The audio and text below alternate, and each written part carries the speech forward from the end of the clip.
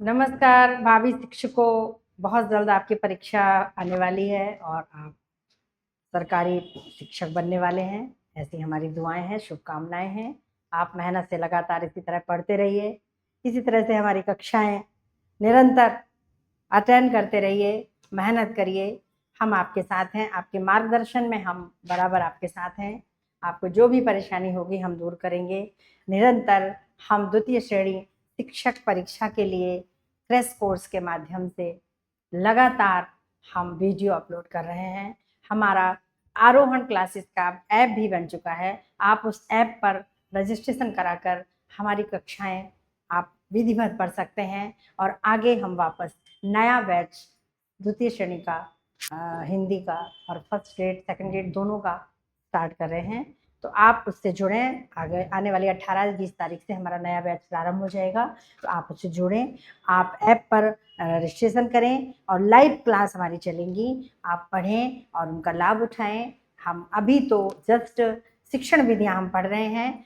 जो crash course हमारा चल रहा था उसमें लगभग हमने सारे प्रकरण कंप्लीट करा दिए हैं। सारे प्रश्नोत्तरी भी आपको मिल चुकी हैं। जो थोड़ा बहुत बाकी है वो भी 2-4 दिनों में कंप्लीट हो जाएगा। इस समय शिक्षण विधियां चल रही हैं। शिक्षण विधियों के अंतर्गत कल हमने भाषा से संबंधित कुछ बातें बताई थी। हिंदी भाषा, भाषा की सारी विशेषताएं, भाषा के सूत्र और भाषाई कौशल और जितनी भी हिंदी की विधाएं हो सकती हैं जिन्हें हमें बच्चों को कक्षाओं में पढ़ाना होता है, उनके बारे में भी हमने कुछ चर्चाएं की थी। आज की कक्षा में हम शिक्षण में प्रयोग आने वाली कुछ विधियों पर चर्चा करेंगे और जो हमारी कक्षा में पाठ आते हैं बच्चों के गद्य पद्य, उनको लेकर के पाठ योजना के बारे में भी हम चर्चा करेंगे। तो चलिए स्टार्ट करते हैं आज की कक्षा, हिंदी शिक्षण विधियां।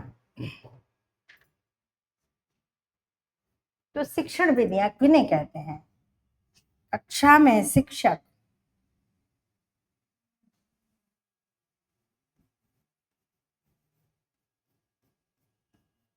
कक्षा में शिक्षक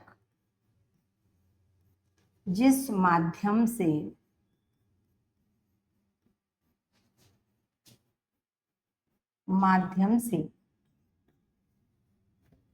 शिक्षा प्रदान करता है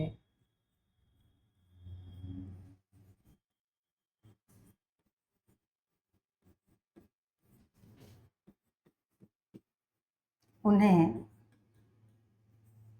शिक्षण विधियां कहते हैं।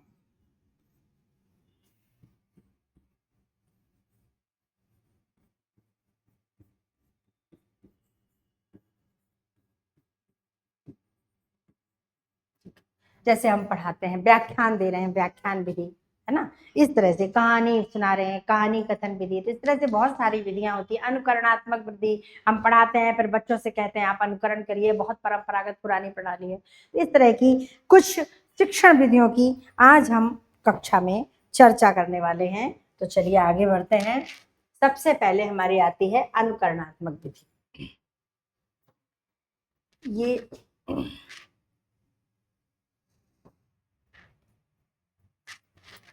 यह विधि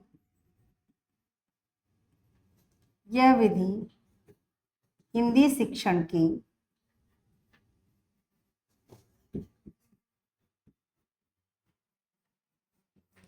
सबसे प्राचीन विधि है।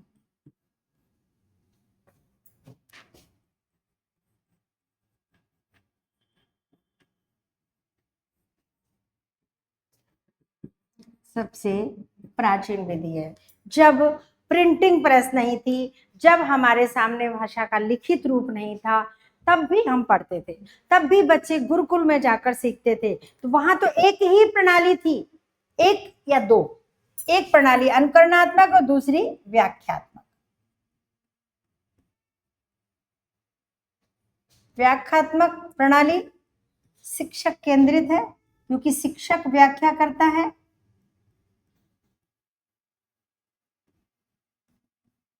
और अनुकरणात्मक जो विधि होती है वो बाल केंद्रित है। ठीक,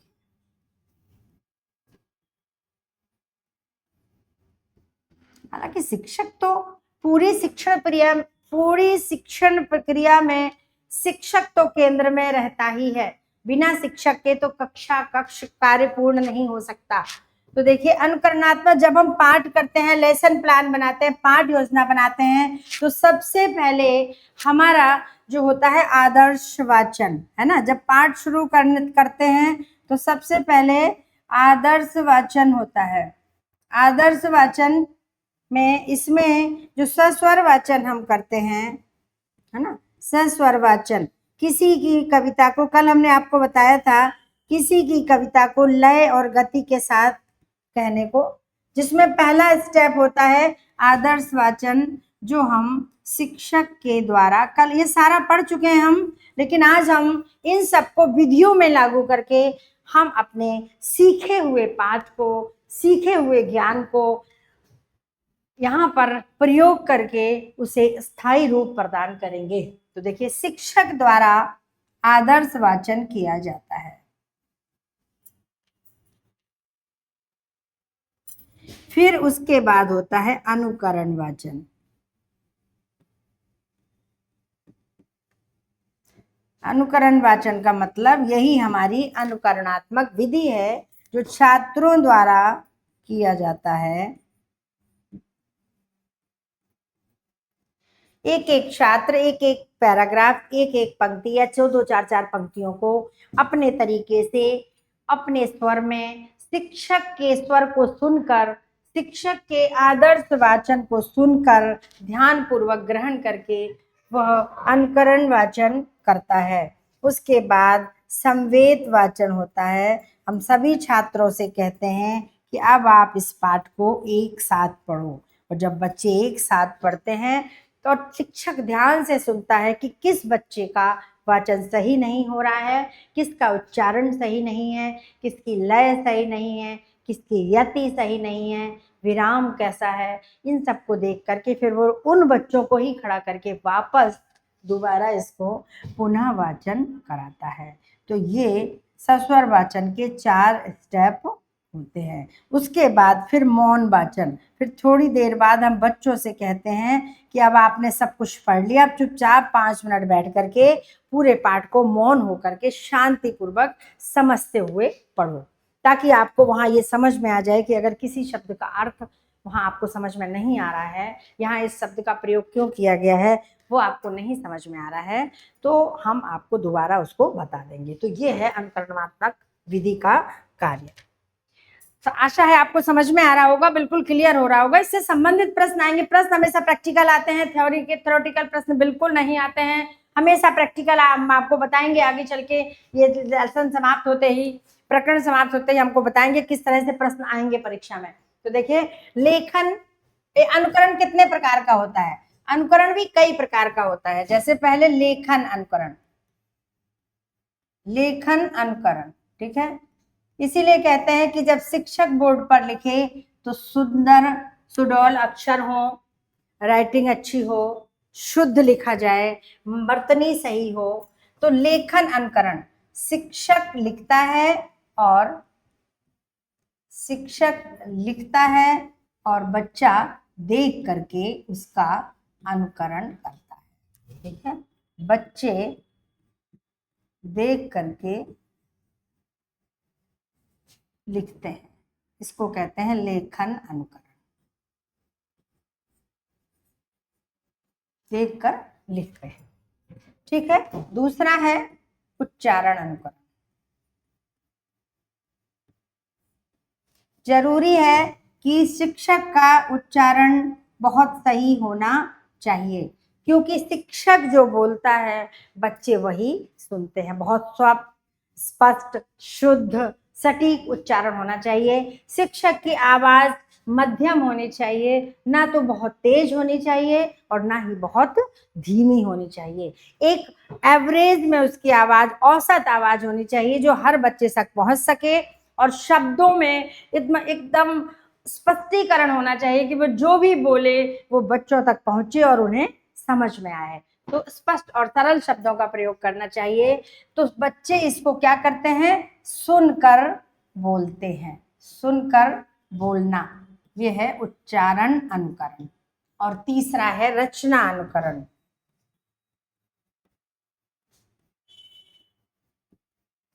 रचना माने होता है सृजन। शिक्षक ने कुछ लिख दिया, कुछ कहानी, कुछ शब्द दे दिए, शब्द प्रदान करके करके या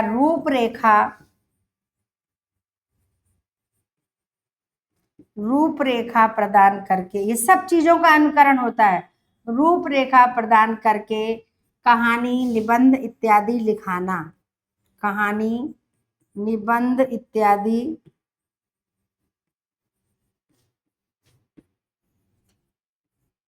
लिखने का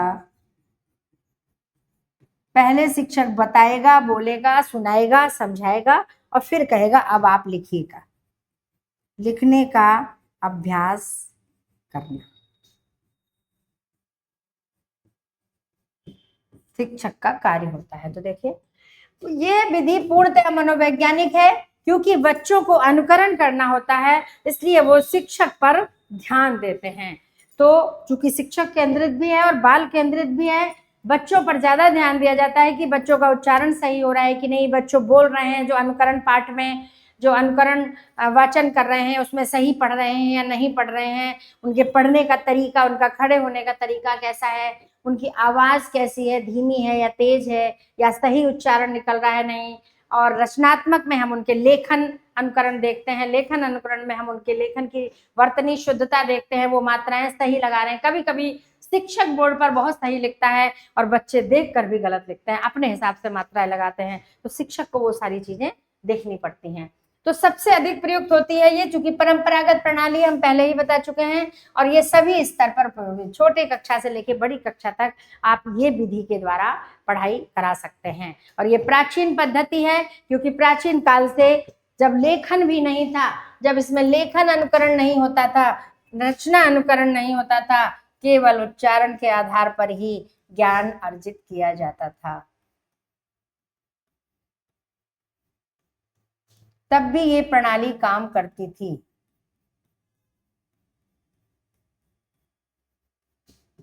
इस तरह से ये अनुकरणात्मक प्रणाली मनोवैज्ञानिक प्रणाली है, ध्यान रखना, मनोवैज्ञानिक विधि है। अगली है व्याकरण अनुवाद विधि। व्याकरण अनुवाद विधि मतलब कि इसका मतलब है कि एक भाषा का अनुवाद दूसरी भाषा में करना।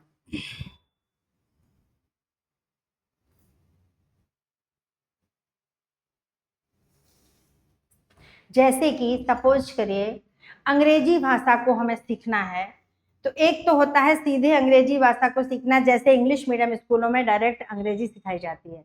लेकिन हम कैसे सीखते हैं, हिंदी मीडियम में हम जब सरकारी स्कूलों में पढ़ते हैं तो वहां पर हम अंग्रेजी को हिंदी में अनुवाद करके सीखते हैं, हिंदी के सेंटेंस को अंग्रेजी में अनुवाद करते हैं। यानी हम विदेशी द्वितीय भाषा को, या जो भी भाषा है जिसको भी सीखना है, द्वितीय भाषा को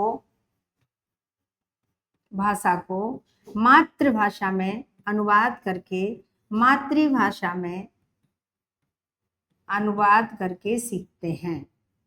ये है व्याकरण अनुवाद विधि, क्योंकि व्याकरण में ही अनुवाद करते हैं। व्याकरण का अनुवाद करके हम पूरी भाषा को सीखने का प्रयास करते हैं। अंग्रेजी हमने बचपन से सरकारी में हिंदी मीडियम में पढ़ी है, तो ऐसे ही पढ़ी है, हिंदी के सेंटेंस को अंग्रेजी में अनुवाद करने का प्रयास करते हैं। तो ये एक दुभाषी है, ये कहते हैं कि दो भाषाओं को सीखने की पद्धति के कारण इसको हम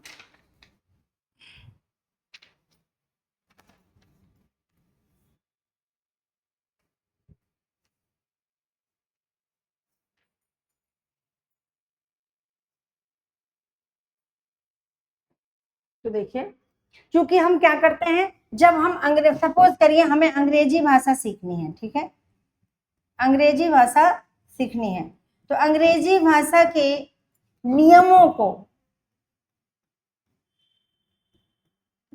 को याद करके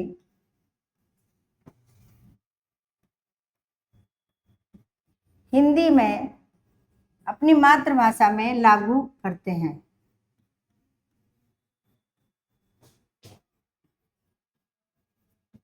जैसे मान लीजिए हमको सामान्य काल सामान्य वर्तमान काल का वाक्य सीखना है, ठीक है। सामान्य वर्तमान काल। अब अंग्रेजी सीखनी है तो हम अंग्रेजी के ही तो नियम सीखेंगे, फिर मातृभाषा में उसको अनुवाद करेंगे, है ना, उसका मातृभाषा में उसको प्रयोग करेंगे, उसका इम्प्लीमेंट करेंगे। तो देखिए सबसे पहले हम इसका नियम ही सीखेंगे। नियम नंबर 1, वाक्य के अंत में, वाक्य के अंत में ता है, ती है, ते हैं आता है, ठीक है। जब ये आएगा तो नंबर 2, क्रिया में एस या ई एस लगेगा। कहाँ लगेगा वो भी लिखेंगे। एक वचन की, एक वचन क्रियाओं के साथ, ठीक है।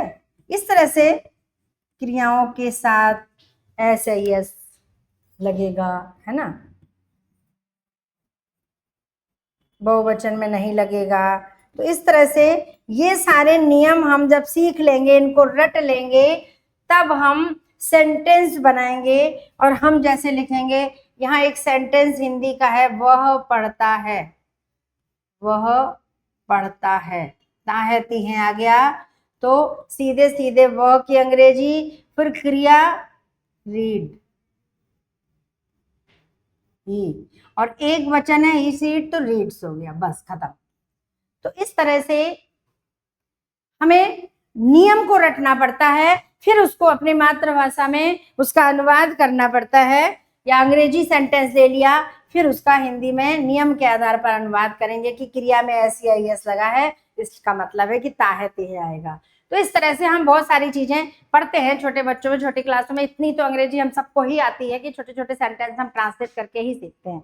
और इंग्लिश में क्या होता है, जब हम इंग्लिश को प्रत्यक्ष रूप में सीखते हैं इंग्लिश मीडियम में, तो वहाँ कोई नियम नहीं सिखाए जाते हैं, या वहाँ कोई हिंदी के नियम नहीं बताए जाते, हिंदी में लागू नहीं किया जाता है, सीधे सीधे उनको बताया जाता है सेंटेंस बनाना कि ये बनेगा, he reads, he is going, इस तरह से आई एम गोइंग, इस तरह के सेंटेंस बनते ही जाते हैं।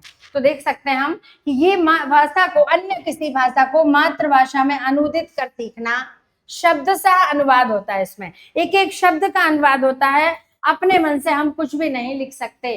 व्याकरण के नियमों को रटने के कारण ये व्यावहारिक नहीं होती है, इसके व्यावहारिक पक्ष की अवहेलना हो जाती है। क्योंकि हम अंग्रेजी के व्याकरण के नियमों को रट करके सीख तो लेते हैं, खूब सारे सेंटेंस बनाने भी आ जाते हैं, लेकिन जब हम उस अंग्रेजी भाषा को बोलना प्रारंभ करते हैं तो फिर ग्रामेटिकल जो लैंग्वेज होती है, व्याकरणिक जो भाषा होती है, वो बोलचाल की भाषा में प्रयोग नहीं करी जाती। क्योंकि हम हिंदी को भी अगर शुद्ध व्याकरण में बोलेंगे तो वो हमारे बोलने में प्रयोग नहीं होगी, वहाँ बहुत सारी कठिनाई आएंगी। ऐसे ही अंग्रेजी में बोलचाल में हम जो व्यवहार में प्रयुक्त करते हैं शब्द, वहाँ कुछ और होते हैं, और जो ट्रांसलेशन करते हैं, व्याकरण में जो अनुवाद करते हैं, वहाँ कुछ और व्यवस्थाएं होती हैं। इसलिए इसका व्यावहारिक पक्ष उपेक्षित रह जाता है। यानी हम अनुवाद के माध्यम से, अनुवाद के नियमों से, है ना, अनुवाद के नियमों से, के माध्यम से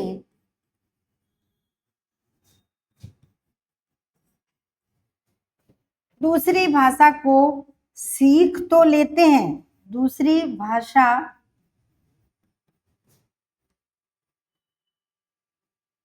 का ज्ञान प्राप्त कर लेते हैं,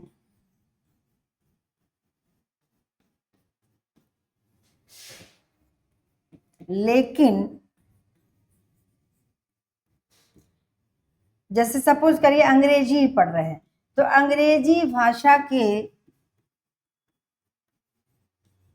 व्यावहारिक, व्यवहार में उसे कैसे लाना है, बोलचाल में कैसे लाना है, फटाफट बिना संकोच किए कैसे बात करनी है, जैसे हम हिंदी में आपस में बात करते हैं वैसे कैसे बात करनी है, इस व्याकरणिक पक्ष से हम अनभिज्ञ रहते हैं, उसको नहीं सीख पाते, नहीं समझ पाते, केवल रट्टू तोता बन जाते हैं।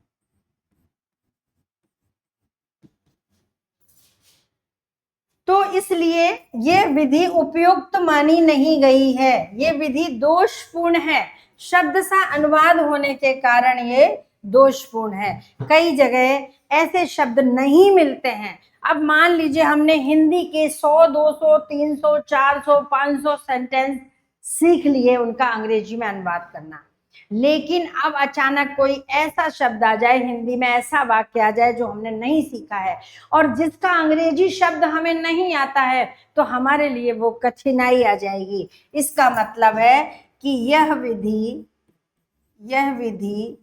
पूर्णतया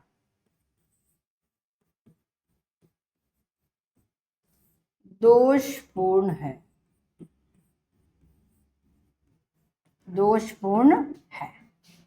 अच्छी नहीं है। अनुकरणात्मक विधि बढ़िया है, परंपरा से चली आ रही है और चली आती रहेगी, वो कभी बंद नहीं होगी क्योंकि मनोवैज्ञानिक है। अब आई प्रत्यक्ष विधि। अनुवाद के द्वारा न सीख करके प्रत्यक्ष विधि का निर्माण हुआ। प्रत्यक्ष सीखना कैसे? This is a bottle, this is a pen, this is a mobile, this is a table, this is a door, it is a window. माने सीधे सीधे उसको अंग्रेजी में ही सीखना। हमें किसी दूसरी भाषा को सीखना है तो वहां अपनी भाषा में अनुवाद न करके यही अंग्रेजी शिक्षण पद्धति में, इंग्लिश मीडियम स्कूलों में ये प्रणाली बहुत ज्यादा उपयुक्त है और यही चल रही है। छोटी क्लास से ही बच्चों को सिट डाउन, स्टैंड अप, गो, है ना, कम, ऐसे ही सीधे सीधे उनके प्रत्यक्ष रूप से उनकी सब चीजों को सिखाया जाता है, यहाँ अनुवाद नहीं कराया जाता। तो देखिए यहाँ पर किसी भी भाषा को, किसी भी भाषा के शब्दों को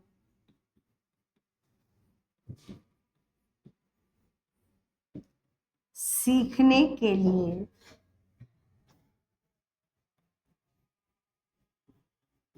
मातृभाषा के शब्दों का प्रयोग नहीं किया जाता है। मातृभाषा के शब्दों का प्रयोग नहीं किया जाता है क्योंकि हम हिंदी मीडियम में छोटी क्लास से पढ़ते हैं। BAT बैट, बैट माने बल्ला, CAT कैट, कैट माने बिल्ली, है ना, ऐसे पढ़ते हैं। APPLE एप्पल, एप्पल माने सेब। तो ये विधि है अनुकरणात्मक, व्याकरण अनुकरणात्मक विधि। और प्रत्यक्ष विधि है सीधे से A for apple, B for boy, C for cat, और प्रत्यक्ष मिलान करा के इनको चित्र बना दिया एप्पल का और A लिख दिया। बच्चे देख देख के पहचानते हैं और पहचान के A से मिलान कर देते हैं। तो सिर्फ प्रत्यक्ष विधि, इसको कहते हैं प्रत्यक्ष विधि द्वारा सिखाना। मातृभाषा के शब्दों का प्रयोग नहीं किया जाता है। इस विधि में मातृभाषा के शब्दों का प्रयोग वर्जित है। सिर्फ हमें जिस भाषा को सीखना है उसी भाषा के शब्दों को सीखना पड़ता है, लिया जाता है। तो देखिए इसके बारे में क्या लिखा है। इस विधि के और नाम भी है: सुगम विधि, निर्बाध विधि, समात्र विधि, प्राकृतिक विधि। इन नामों से इसे जाना जाता है। व्याकरण अनुवाद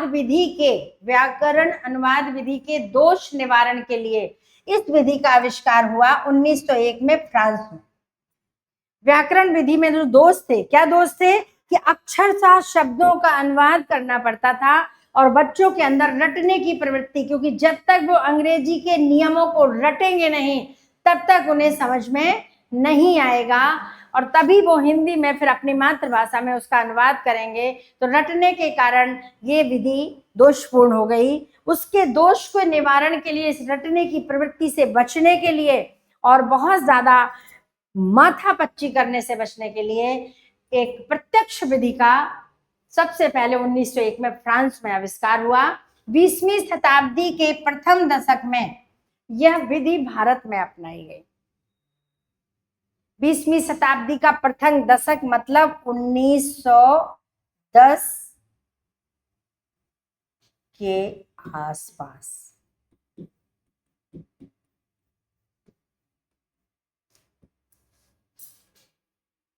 बंगाल में श्री टिपिंग ने, बंबई में फ्रेजर ने और मद्रास में येट्स ने इस विधि को अपनाया और शिक्षा में लागू किया। इसमें मातृभाषा के शब्दों को का प्रयोग वर्जित है, हम बता चुके हैं आपको। वस्तु और शब्द के साथ सीधा संबंध स्थापित किया जाता है। वस्तु और शब्द के साथ सीधा प्रत्यक्ष संबंध स्थापित किया जाता है। बच्चे को ये नहीं बताया जाता है कि कैट माने बिल्ली। बच्चे को सीधे चित्र दिखा करके बताया जाता है कि दिस इज अ कैट, ये कैट है। Where is cat? This is a cat. तो प्रत्यक्ष विधि के द्वारा बच्चे को अंग्रेजी सिखाई जाती है, जो कि अंग्रेजी माध्यम के स्कूलों में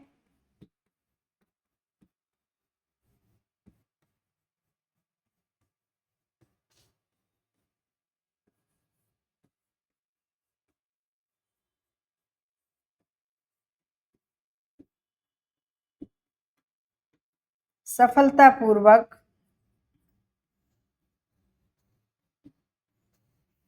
चल रही है।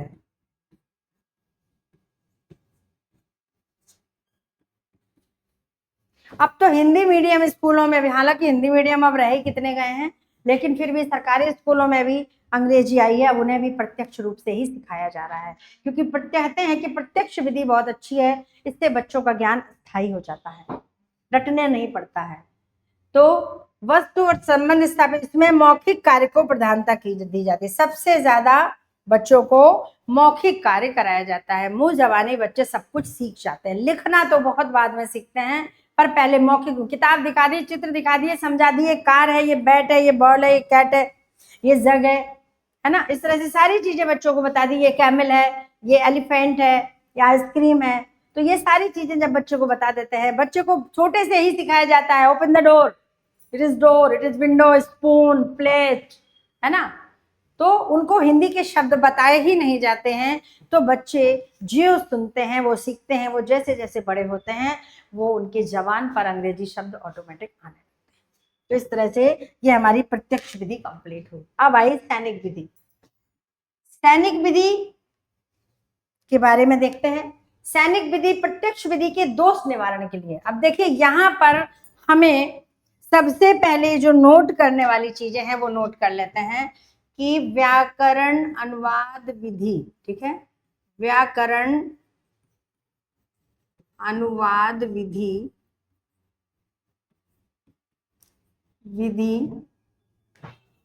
के दोषों के निवारण के लिए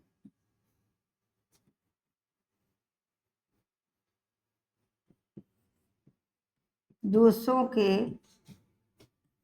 निवारण के लिए कौन सी विधि आई? प्रत्यक्ष विधि, ठीक है। प्रत्यक्ष विधि अपनाई गई, ठीक है। और जो कमियां प्रत्यक्ष विधि में थी, यानी प्रत्यक्ष विधि के दोषों के निवारण के लिए, यहां बहुत ध्यान रखने वाली चीज है ये, प्रत्यक्ष विधि के दोष निवारण के लिए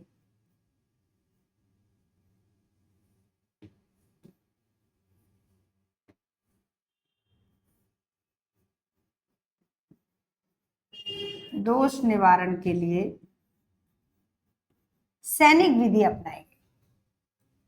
सैनिक विधि का प्रयोग हुआ।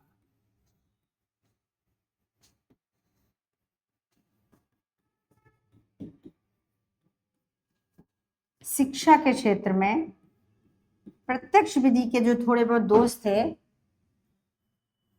उसके निवारण के लिए, उससे बचने के लिए सैनिक विधि का प्रयोग हुआ। सैनिक विधि क्या है? विशिष्ट ज्ञान प्रदान करने के लिए, किसी एक विशिष्ट क्षेत्र का ज्ञान प्रदान करने के लिए एक निश्चित समय अवधि में समूह में दी जाने वाली शिक्षा, शिक्षण विधि सैनिक विधि कहलाती है, ठीक है। देखिए इसको हम आपको बताते हैं। जैसे कि इसका नाम सैनिक विधि पड़ा क्योंकि ये शिक्षा सबसे पहले सैनिकों को ही दी गई थी। सेनाओं की, सैनिकों की भर्ती होनी है, ठीक है।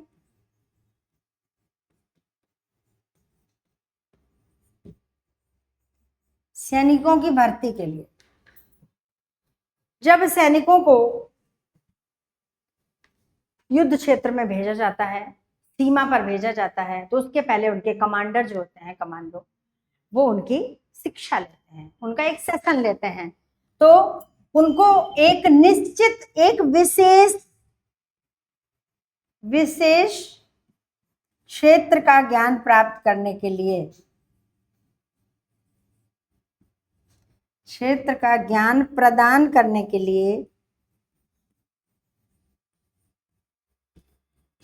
लिए, निश्चित समय में, एक निश्चित समय निर्धारित किया जाता है, 1 घंटा 2 घंटा, निश्चित समय की अवधि में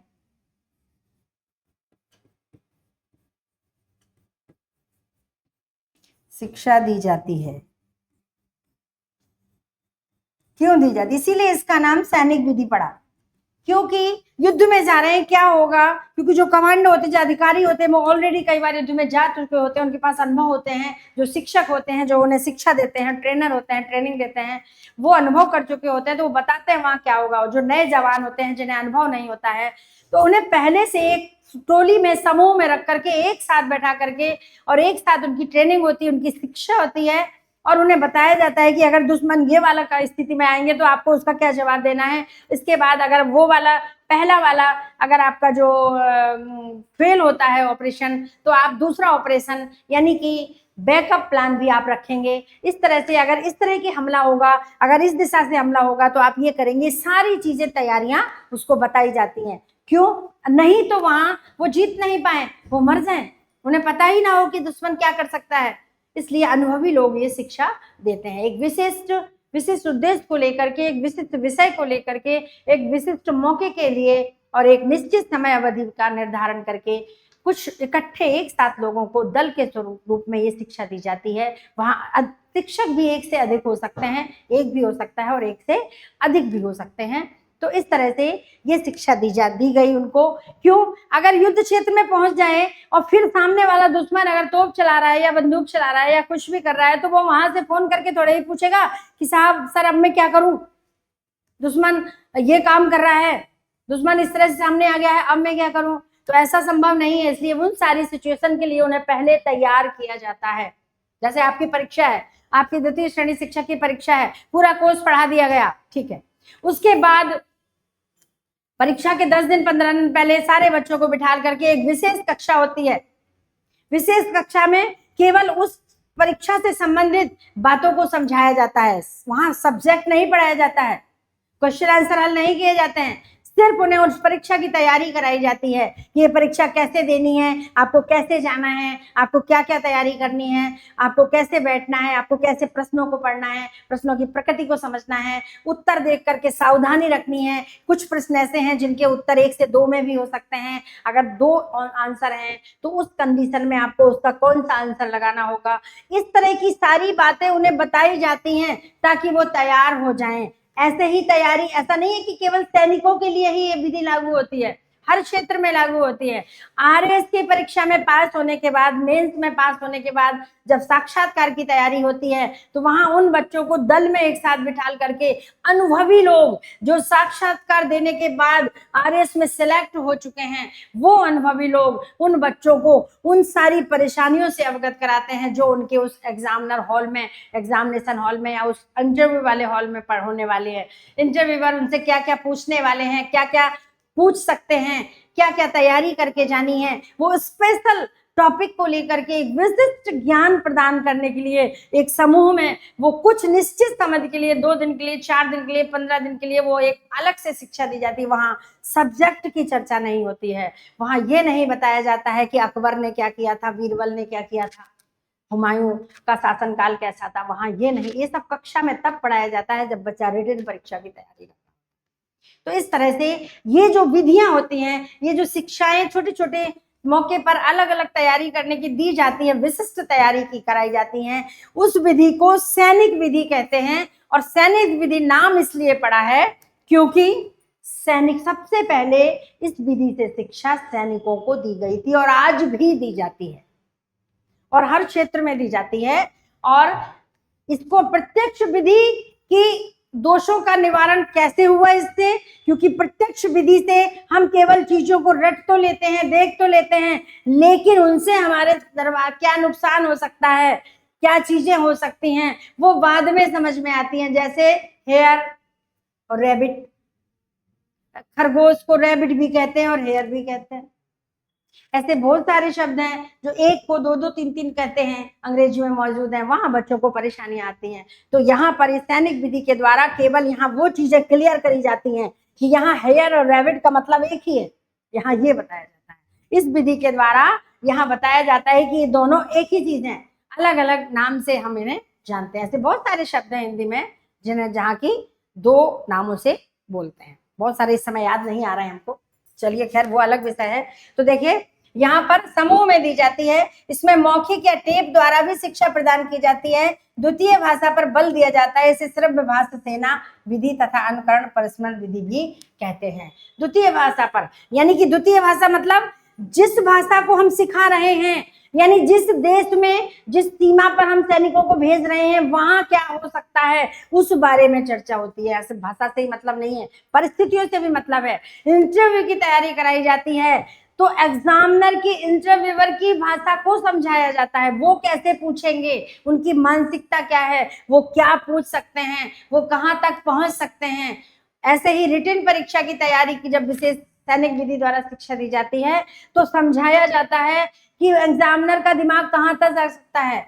वहां पर इस शिक्षा का उद्देश्य सिर्फ यही होता है कि हम परीक्षा काल में एग्जामिनर के मस्तिष्क तक पहुंच जाएं और उसकी सोच के अनुसार हम प्रश्नों के उत्तर हल करेंगे तो निश्चित ही हम पास हो जाएंगे। यानी हमारी प्रणाली पर नहीं, सामने वाले की प्रणाली पर विशेष बल दिया जाता है। यानी हम दो भाषा सीख रहे हैं तो यहाँ पर हिंदी नहीं, हम ये नहीं कहते हैं कि खरगोश को हेयर भी कहते हैं, रैबिट भी कहते हैं। यहाँ खरगोश के बारे में नहीं, हाँ हेयर और रैबिट एक ही चीज है, कोई अंतर नहीं है। उसकी हम प्रक्रिया बताते हैं कि वो कहने का तरीका है, कोई उसमें डिफरेंस नहीं है।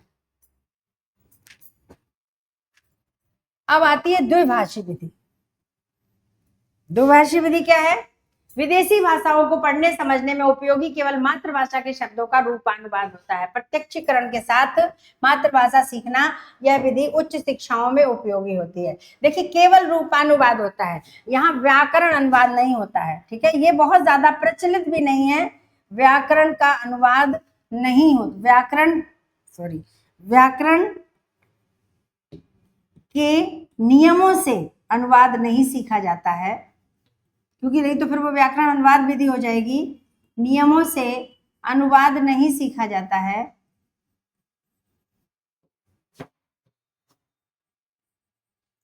नहीं सीखा जाता है। कैसे? सिर्फ रूपानुवाद, रूपानुवाद मतलब मोटे मोटे अनुवाद, ठीक है। मोटे मोटे शब्द, जो बड़े बड़े शब्द होते हैं, कठिन कठिन शब्द होते हैं, उनको सीख लेते हैं, बीच के अपने आप समझ में आ जाते हैं। जैसे दुभाषिया होते हैं, प्रधानमंत्री ने अंग्रेजी में भाषण दिया, दुभाषिया उसको हिंदी में कन्वर्ट करके बोलता है तुरंत, तो वो पूरा सेंटेंस नहीं बनाता है, वो मेन शब्दों को कह करके उसके कहने का आशा स्पष्ट कर देता है। तो ये होती है दुभाषी विधि, जहां दूसरी भाषा के केवल जो आत्म शब्द हैं, मुख्य शब्द का अनुवाद किया जाता है। जैसे अगर उन्होंने कह दिया कि मान लीजिए प्रत्यक्षीकरण है ना, मान लीजिए प्रत्यक्ष कह दिया, ठीक है, प्रत्यक्ष शब्द कहा, तो प्रत्यक्ष शब्द को हम दूसरी भाषा में, किसी भी भाषा में सीधे से समझ लेंगे कि इसको हम क्या कहते हैं। तो ये बहुत सरल है, बहुत कोई मतलब नहीं, दुभाषियों के लिए है जो लोग दो भाषा में काम करते हैं। जैसे कभी कभी वैकेंसी निकलती है अनुवादक की जिसमें हिंदी और अंग्रेजी दोनों भाषाओं का ज्ञान होना चाहिए, तो वहां शब्दों का मुख्य रूप से इसमें ये शब्दों का ज्ञान होना आवश्यक है। अंग्रेजी के जिस भाषा को हम सीख रहे हैं उस भाषा के शब्दों के भंडार हमें पता होना चाहिए, नियम भले ही ना आए। इसके बाद आती है व्यतिरेकी विधि। व्यतिरेकी विधि क्या है? मातृभाषा और द्वितीय भाषा का वैज्ञानिक विश्लेषण किया जाता है। दोनों भाषाओं का तुलनात्मक व्याकरण तैयार कर सीखने के कारण यह विधि अधिक प्रभावशाली है। इसमें भाषाई कौशलों का अर्जन और अभ्यास होता है। द्वितीय भाषा के स्वरूप का अच्छा ज्ञान संभव है। तो देखिए एक तरह से व्याकरण अनुवाद विधि और द्विभाषी विधि दोनों की कमियों को ध्यान में रखते हुए, दोनों को देखते हुए एक नई विधि का निर्माण हुआ जिसको कहते हैं व्यतिरेकी विधि। यानी दोनों भाषाओं के वैज्ञानिक विश्लेषण किया जाता है। एक सेंटेंस हिंदी का लिखा, एक सेंटेंस इंग्लिश का लिखा और उसके शब्दों का विश्लेषण किया जाता है, इसमें क्या लग रहा है, इसमें क्या नियम लग रहा है। यानी एक तरह से तो व्याकरण अनुवाद विधि ही है, लेकिन उससे थोड़ी सी श्रेष्ठ है, क्योंकि यहाँ पर दोनों भाषाओं का अच्छा ज्ञान होता है, दोनों भाषाओं का अच्छा ज्ञान होता है।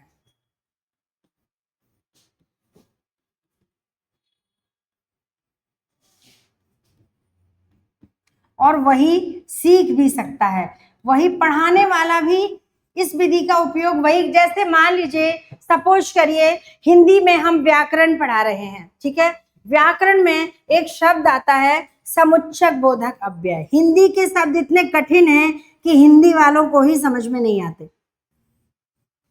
समुच्चक बोधक अव्यय, ठीक है।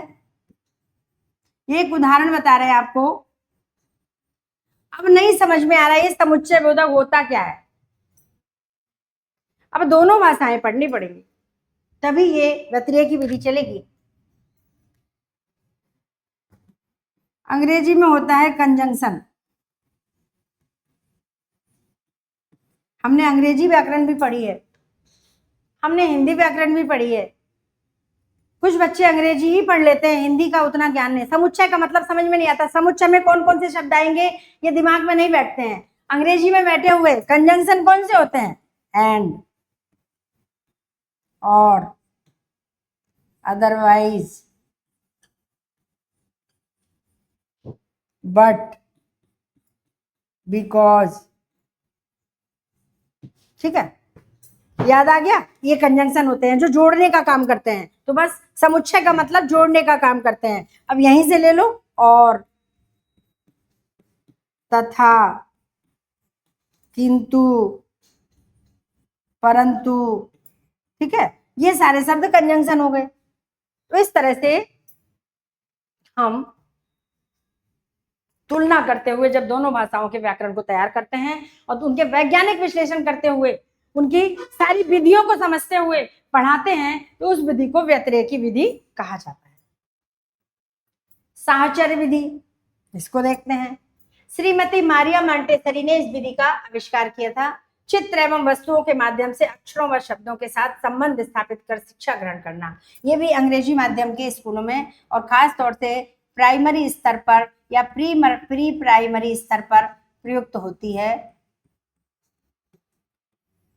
जैसे कि मान लीजिए बॉल बना दी, ठीक है, और यहां पर लिख दिया BALL बॉल, ठीक। ऐसा नहीं है कि अंग्रेजी में ही सिखाई जाती है, ये हिंदी में भी सिखाई जाती है। जैसे हमने मान लीजिए बहुत अच्छा नहीं बनाना आता लेकिन फिर भी कोशिश कर रहे हैं, आम बना दिया, यहाँ लिख दिया आम। जैसे हमने यहाँ पर यहाँ लिख दिया 3। देखिए ये चित्रों के माध्यम से अक्षरों और शब्दों के साथ, यहाँ ये तो शब्द है, अक्षर भी हो सकता है, ये बी, ये आ, और ये गिनती हो गई, काउंटिंग, है ना। तो यहाँ पर हम एक भी कर सकते हैं, 1। तो इस तरह से हिंदी, अंग्रेजी और गणित तीनों में हम इस विधि का प्रयोग करते हैं। ज्यादातर इंग्लिश मीडियम में ऐसे ही पढ़ाई होती है। चित्रों, चार्ट दिखाया जाता है, चार्ट में चित्र होते हैं, चित्रों के सामने उनके अक्षर होते हैं। फिर परीक्षा में ऐसे ही मिलान वाले आते हैं। अब जैसे मिलान कर दिया, मान लीजिए सपोज करिए इसको,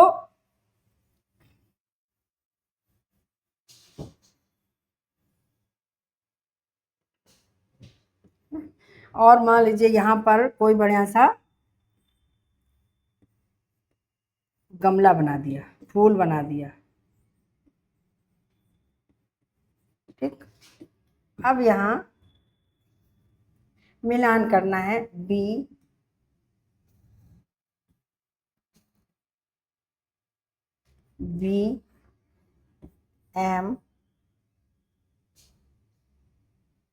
है ना। और मान लीजिए हिंदी में लिख दिया हमने, तो अब हिंदी ही ले लेते हैं, अंग्रेजी छोड़ते हैं। आम, तो गमला को वो ऐसे मिला देगा, आम को ऐसे मिला देगा, यहाँ हमने बी लिख दिया, ये बॉल को मिला देगा। तो इस तरह से ये है प्रत्यक्ष विधि, साहचर्य विधि।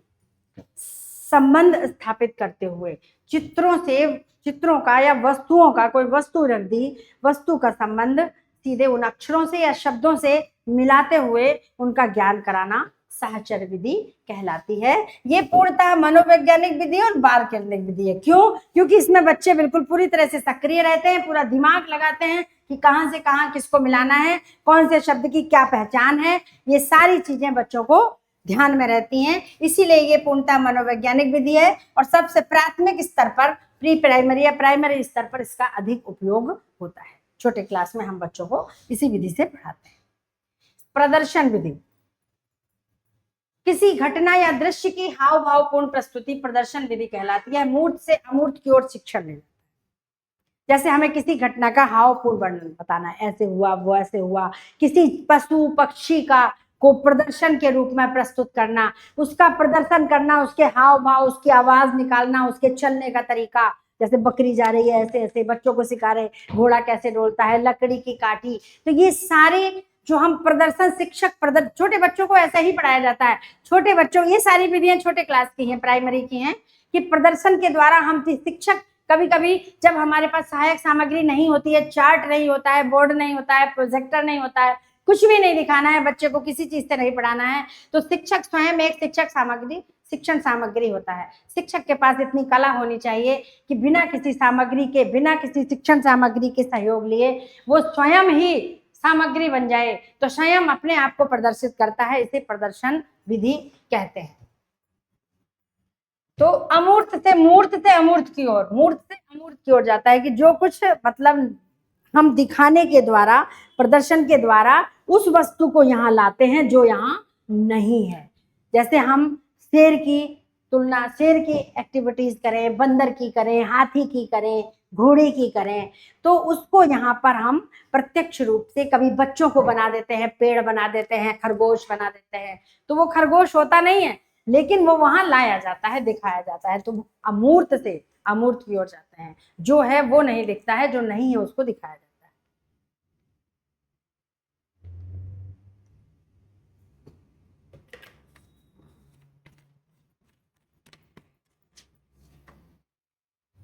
तो इसमें पाठ द्विपक्षीय हो जाता है। यह विधि शिक्षक केंद्रित है, मनोवैज्ञानिक होते हुए भी मनो हिंदी नियम की अवहेलना करती है। मनो हिंदी नियम, क्योंकि हिंदी में ये नियम नहीं है, हिंदी भाषा में ये नियम नहीं है कि हम किसी चीज को समझाने के लिए स्वयं को प्रदर्शित करें। शिक्षक के अंदर इतनी क्षमता होती है कि वो किसी एक वस्तु, किसी एक का चित्रण करने के लिए वो ब्लैक बोर्ड पर चित्र बनाकर समझा सकता है, उसकी एक्टिविटीज बताकर समझा सकता है, उसकी आवाज के बारे में बता सकता है, उसका पूरा ज्ञान बच्चों को व्याख्यान के द्वारा करा सकता है। प्रत्यक्ष करने की आवश्यकता नहीं। हिंदी के मनोविज्ञान, यानी हिंदी, मनो हिंदी की मानसिकता को खराब करता है।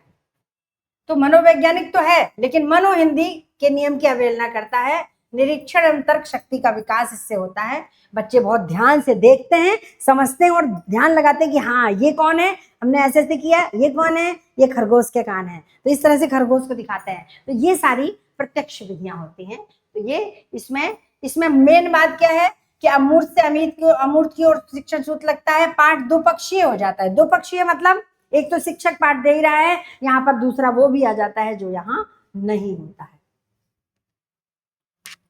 अब आइए ध्वन्यात्मक विधि। ये बहुत सरल है, ये भी छोटे बच्चों को ही सिखाई जाती है। समान उच्चरित वाले शब्द, है ना, भ्रम, क्रम, श्रम, इस तरह के।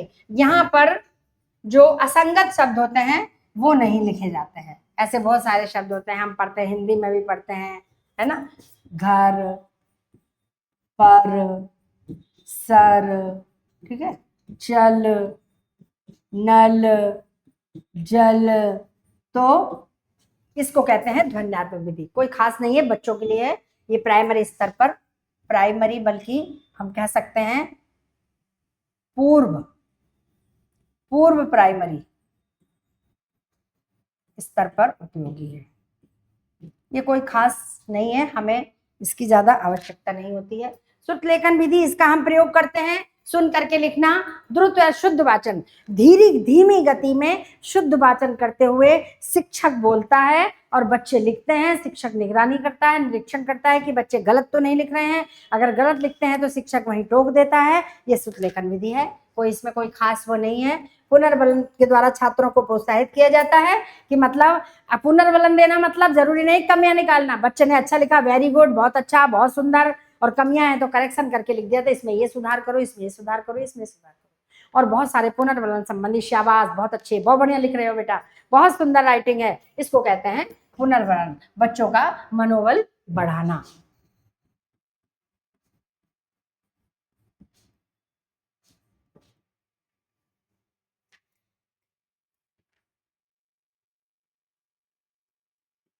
बच्चों के मनोबल को बढ़ाना, ठीक है। तो इसमें और कोई खास बात नहीं है। वर्तनी के दोष दूर होते हैं, श्रवण कौशल का विकास होता है।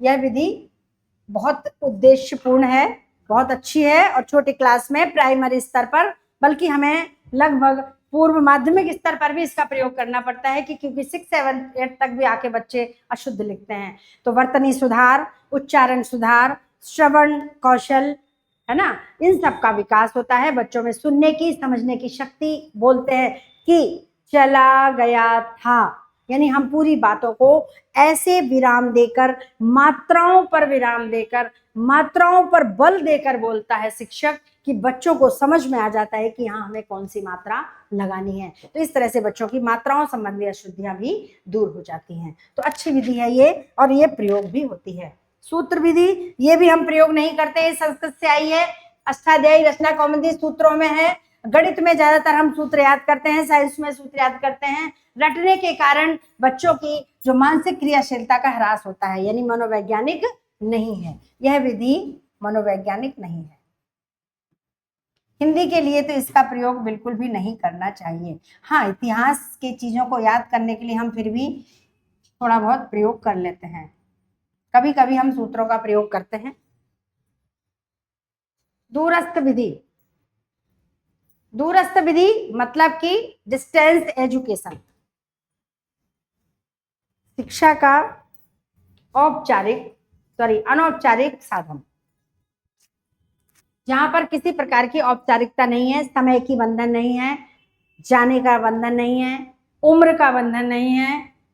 व्यक्ति किसी भी उम्र में किसी भी समय कैसे भी पढ़ सकता है, जिसको हम कहते हैं open university, open school, Indira Gandhi open university, ये सारे इसी के अंतर्गत आते हैं। तो दूरस्थ विधि है पत्राचार बहुमाध्यम शिक्षा, गृह अध्ययन, घर में रह करके स्वतंत्र अध्ययन, मुक्त अध्ययन आदि इसके अंतर्गत आते हैं। ये अनौपचारिक शिक्षा की एक बहुत बड़ी पद्धति है और देश में बहुत विस्तृत रूप में काम कर रही है। हमारे हिंदुस्तान में, भारतवर्ष में 12 से 15 या 17, 18 ओपन यूनिवर्सिटियां खुली हुई हैं, स्कूल खुले हुए हैं, जहां से बहुत सारे बच्चे जो स्कूल नहीं जा पाते हैं, बहुत सारे लोग जो ज्यादा उम्र में, महिलाएं या पुरुष जो नहीं पढ़ पाए हैं, वो भी शिक्षा ग्रहण करते हैं। किसी कारण से जो बाहर नहीं पढ़ पाते, वो ओपन यूनिवर्सिटी, यूनिवर्सिटी में पढ़ते हैं। ये सारी की सारी दूरस्थ शिक्षा के अंतर्गत आते हैं। शिक्षक के निरीक्षण में न रहकर शिक्षा प्राप्त की जाती है। शिक्षक के निरीक्षण में नहीं रहते हैं, वहां से हमें मैटर भेजा जाता है, हम पढ़ते हैं, समझते हैं, कभी कभार क्लास लग जाती है तो ऑनलाइन क्लास।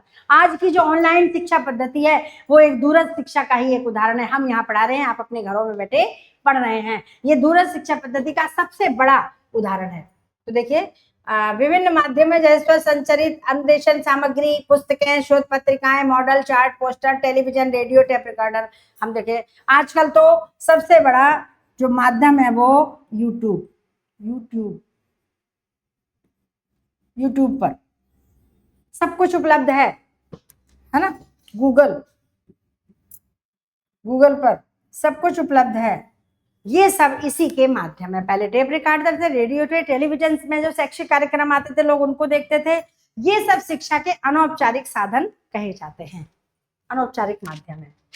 तो ये भी विधि चल रही है। हम क्लास में इसको लागू नहीं कर सकते हैं, लेकिन शिक्षा के क्षेत्र में इस विधि का उपयोग हो रहा है। दल शिक्षण विधि, ये बहुत सारे समूह में, इस विधि का श्री गणेश अमेरिका में हुआ था। हमारे देश में इस तरह की शिक्षाएं नहीं दी जाती हैं, बहुत कम दी जाती है, इसलिए इन वाली विधियों को हमें उतना ज्यादा नहीं, हाँ कभी कभार प्रश्न आ सकता है कि दल शिक्षण विधि क्या है या इसका आविष्कार कब हुआ, कहाँ हुआ, तो अमेरिका में हुआ है। इसमें एक साथ कई शिक्षक छात्रों को शिक्षा प्रदान करते हैं।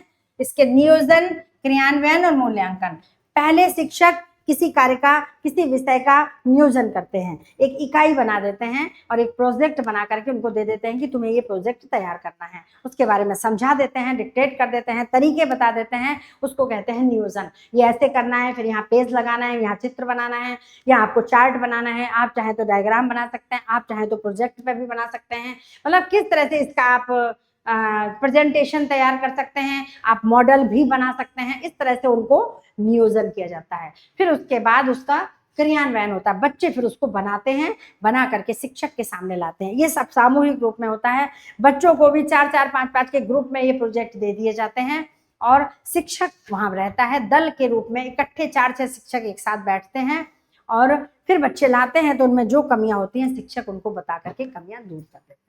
इस तरह से ये प्रणाली कहते हैं वाद विवाद कौशल का विकास करती है, लेकिन खर्चीली बहुत होती है क्योंकि प्रोजेक्ट में खर्च बहुत आता है और जहां एक टीचर शिक्षा दे रहा है, अगर वहां 4 शिक्षक एक साथ लगेंगे तो 4 शिक्षकों का खर्चा भी उठाना पड़ेगा उस संस्थान को, और प्रोजेक्ट बनाने में, मॉडल बनाने में बहुत सारे खर्चे, सामान महंगे महंगे लगते हैं। तो ये खर्चीली शिक्षा पद्धति है, लेकिन बच्चों के अंदर ये चूंकि कहना चाहिए पूर्ण रूप से मनोवैज्ञानिक है। क्यों? क्योंकि ये बाल केंद्रित है।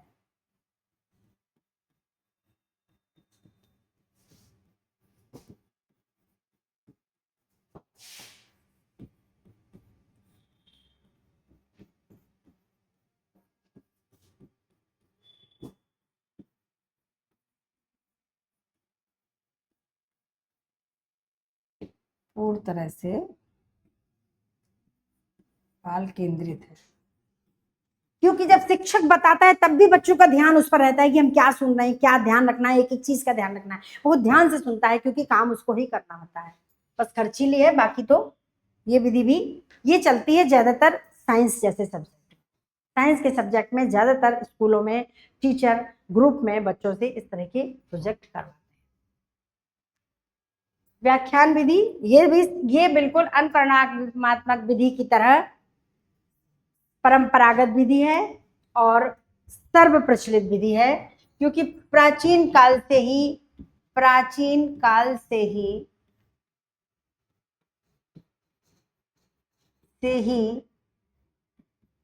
शिक्षक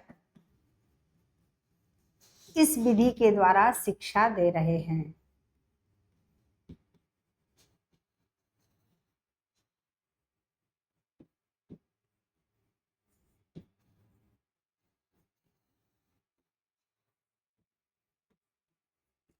ये सर्वाधिक प्रचलित परंपरागत है। तो देखिए, दो इतनी सारी विधियों में केवल 2 ही विधियां हैं जो परंपरागत हैं और सर्वाधिक प्रचलित हैं और सर्वमान्य हैं,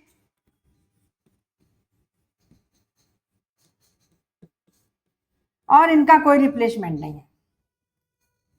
अनुकरणात्मक विधि और व्याख्यान विधि, ये दोनों विधियां, खासतौर से साहित्य, हिंदी जैसे सब्जेक्ट में व्याख्यान विधि का बहुत अधिक महत्व है, अनुकरणात्मक विधि का बहुत अधिक महत्व है। बिना व्याख्या के, बिना समझाए हुए, बिना विवरण दिए हुए, बिना उसकी अर्थ व्याख्या करे किसी भी पाठ को बच्चों को हृदयंगम करना, समझाना बहुत ही कठिन काम है।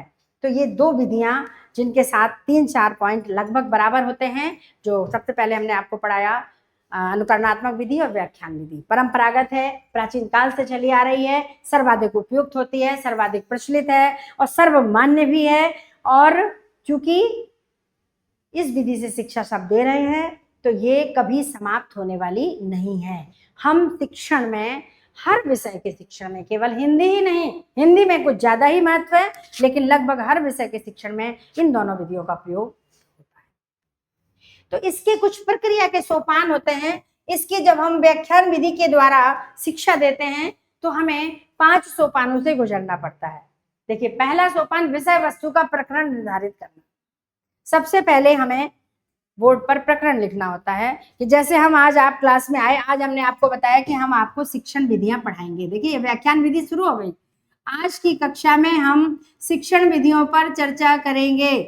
ये हो गया व्याख्यान विधि का पहला सोपान। आते ही हमने सबसे पहले बोला नमस्कार।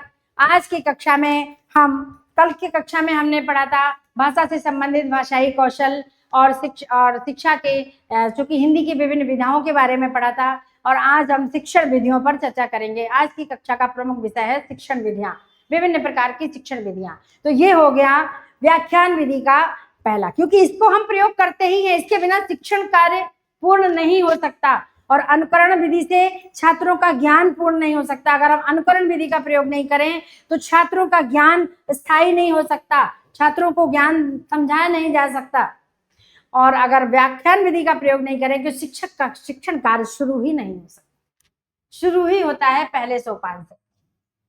प्रकरण निर्धारित करना, फिर अध्यापक द्वारा पाठ योजना बनाना। अध्यापक टीचर आया, पहले ही बना के आया कि हमें क्या क्या पढ़ाना है, कितना पढ़ाना है, पहले क्या पढ़ाना है, इसको अगर प्रत्यक्ष विधि आती है तो प्रत्यक्ष विधि को कैसे समझाना है, तो क्या क्या उदाहरण देने हैं, कहाँ कहाँ ये लागू होती है, कहाँ कहाँ इसका उपयोग किया जा रहा है। जैसे इंग्लिश मीडियम स्कूलों में प्री प्राइमरी छोटे बच्चों को प्रदर्शन विधि छोटे बच्चों की कक्षाओं में प्रयुक्त हो रही है। ये सारी तैयारी शिक्षक इस योजना की पहले से करके आता है। अगर पहले से तैयारी नहीं करेगा तो यहाँ एक विधि के बारे में आपको नहीं बता पाएगा। तो ये शिक्षक की दूसरी प्रक्रिया है।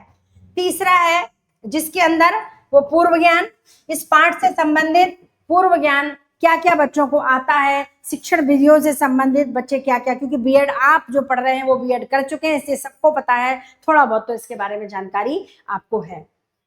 उद्देश्य निर्धारण, इस पाठ को पढ़ाने का क्या उद्देश्य है, शिक्षण विधियों को पढ़ाने का क्या उद्देश्य है कि आप इनके बारे में सारे चीजें पढ़ें, समझें। हम जिन भावी शिक्षकों को ये विधियां पढ़ाने जा रहे हैं उन्हें ये अच्छे से समझ में आए कि हम इन बिंदुओं के द्वारा कैसे हम बच्चों के भविष्य का निर्माण कर सकते हैं, कैसे हम इस परीक्षा को पास कर सकते हैं। तो जब तक वो क्वालिटी उनके अंदर नहीं आएगी, परीक्षाओं में उस प्रश्नों के सही उत्तर नहीं देंगे, तो उन्हें पता कैसे चलेगा आपके अंदर शिक्षक बनने की योग्यता है कि नहीं।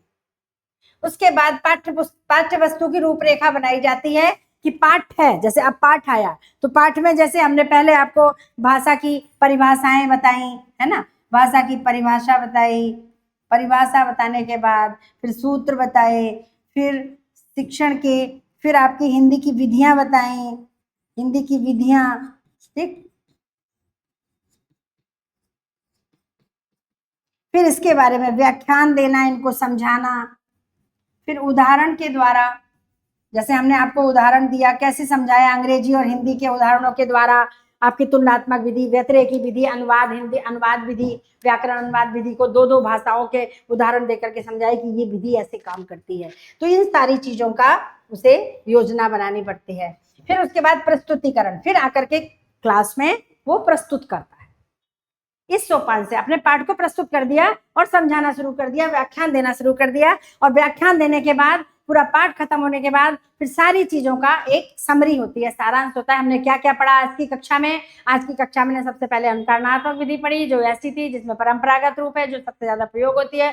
फिर हमने ये वाली विधि पढ़ी, फिर ये पढ़ी, फिर इसमें ये विशेषता थी, फिर ये मनोवैज्ञानिक नहीं थी। इस तरह से करके हम उनका संकलन एक समरी लेंगे, और फिर उसके बाद मूल्यांकन, फिर बच्चों का मूल्यांकन किया जाएगा। यानी फिर अगली कक्षा में या इसी कक्षा में समय बचता है, नहीं तो अगली कक्षा में फिर इससे संबंधित प्रश्न आपसे पूछे जाएंगे, और प्रश्नों में आपको उत्तरों से पता चलेगा कि आपको ये पाठ कितना समझ में आया है। तो ये एक प्रक्रिया है। तो व्याख्यान विधि का ही ये अंग है सारे। इस विधि के बिना एक शिक्षक सफल शिक्षक बन ही नहीं सकता।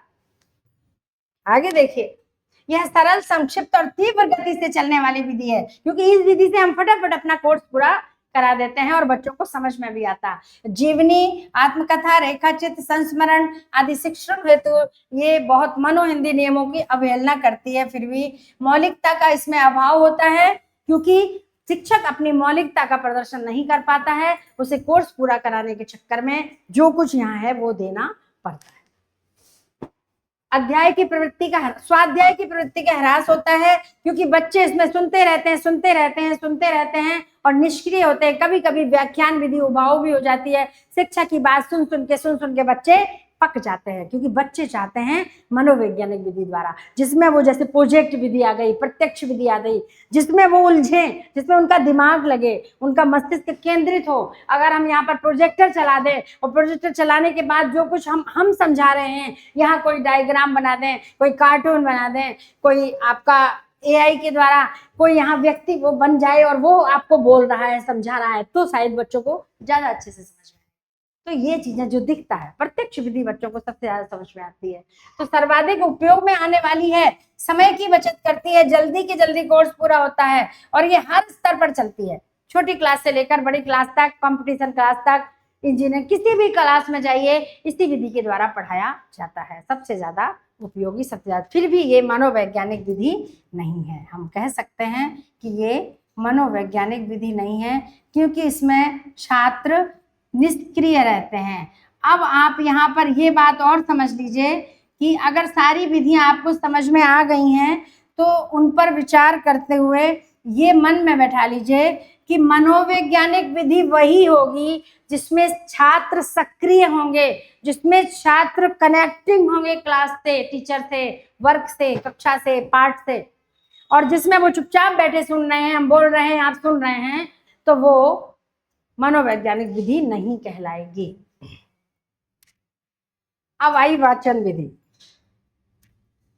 वाचन विधि, वाचन कौशल हम पढ़ चुके हैं कल की कक्षा में, बस उसको थोड़ा सा भाई आगे समझना है कि वाचन विधि में वो जो पढ़ करके, ये पढ़ने का, स्वयं पढ़ करके और समझ करके पाठों को थोड़ा सा क्लियर करके, यहाँ शिक्षक भी पढ़ाता है और बच्चे भी खुद पढ़ते हैं, संश्लेषण विधि और विश्लेषण विधि। जैसे अक्षर बोध विधि और ध्वनि साम्य विधि। संश्लेषण का मतलब होता है कि चीजों को जोड़ना, इकट्ठा करना, है ना। अक्षर बोध विधि, यहाँ पर जैसे कोई अक्षर बन गया, मान लीजिए क बना दिया, और क को देख करके फिर बच्चा उसी तरह से बनाता है। अब बड़ी क्लास में अगर हम आते हैं इस विधि को, तो ये वास्तव में मनोवैज्ञानिक विधि है, क्योंकि यहाँ पर संश्लेषण करते हैं। जैसे कि कोई अलग अलग आ गया, जैसे यहाँ आ गया सरल, है ना, करण, तो इसको संश्लिष्ट करके बताते हैं सरलीकरण। सरलीकरण, ठीक। अब यहाँ पर एक परिवर्तन आया, ई की मात्रा। फिर विश्लेषण में इसको बताते हैं कि जब भी करण शब्द जुड़ता है तो ई की मात्रा लगती है। तो इस तरह से इनको ध्वनि साम्य करके, दूसरी चीजों को और शब्दों को मिला करके, वैसे ही बहुत सारे शब्द बना करके, जैसे औद्योगिकरण, औद्योगिकीकरण, है ना, है ना, वैश्वीकरण। तो देखिए सब जगह वही प्रक्रिया हो रही है। तो इस तरह से करके समझाना, विश्लेषण करना, फिर इनके टुकड़े करना, देखो और कहो, वाक्य शिक्षण विधि, अनुकरण विधि, कहानी कहो विधि, कविता पाठ, ये सारी विधियां इस विधि के अंदर प्रयुक्त हो जाती है, क्योंकि बोलने वाली क्षमता है, ये पढ़ने वाली कौशल का विकास हो रहा है इसके अंदर। ये वाचन विधि है। हम जितना, देखो वाचनालय होता है ना एक कॉलेजों में, स्कूलों में, जहाँ बच्चे बैठकर चुपचाप पढ़ते हैं, अध्ययन करते हैं, तो यहाँ पर वो देखते हैं, समझते हैं, जो कक्षा में पढ़ाए हैं उससे संबंधित और चीजों को देखते हैं और उनसे मिलान करते हैं कि हाँ ये सही है। जैसे सपोज करिए हमने आपको संधि पढ़ा दी, स्वर संधि पढ़ा दी, अब स्वर संधि से संबंधित बहुत सारे शब्द दे दिए, अब उन शब्दों को मिलाते, उनकी बनावट देखते हैं, इन सब में एक जैसी मात्राएं आ रही हैं, आ रहा है, बड़ी बड़ी बड़ी सब में आ रही है, बड़ाऊ सब में आ रहा है, तो इसका मतलब है एक नियम लग रहा है। तो इस तरह से ये मिलाकर पढ़ने से इसको हम वाचन कौशल विधि कहते हैं, और वाचन कौशल का इसमें विकास होता है। वाचन विधि है ये है वाचन, भाषा संसर्ग विधि। ये क्या आ गया बीच में, वाचन विधि, सॉरी, है ना, ये वाचन विधि है।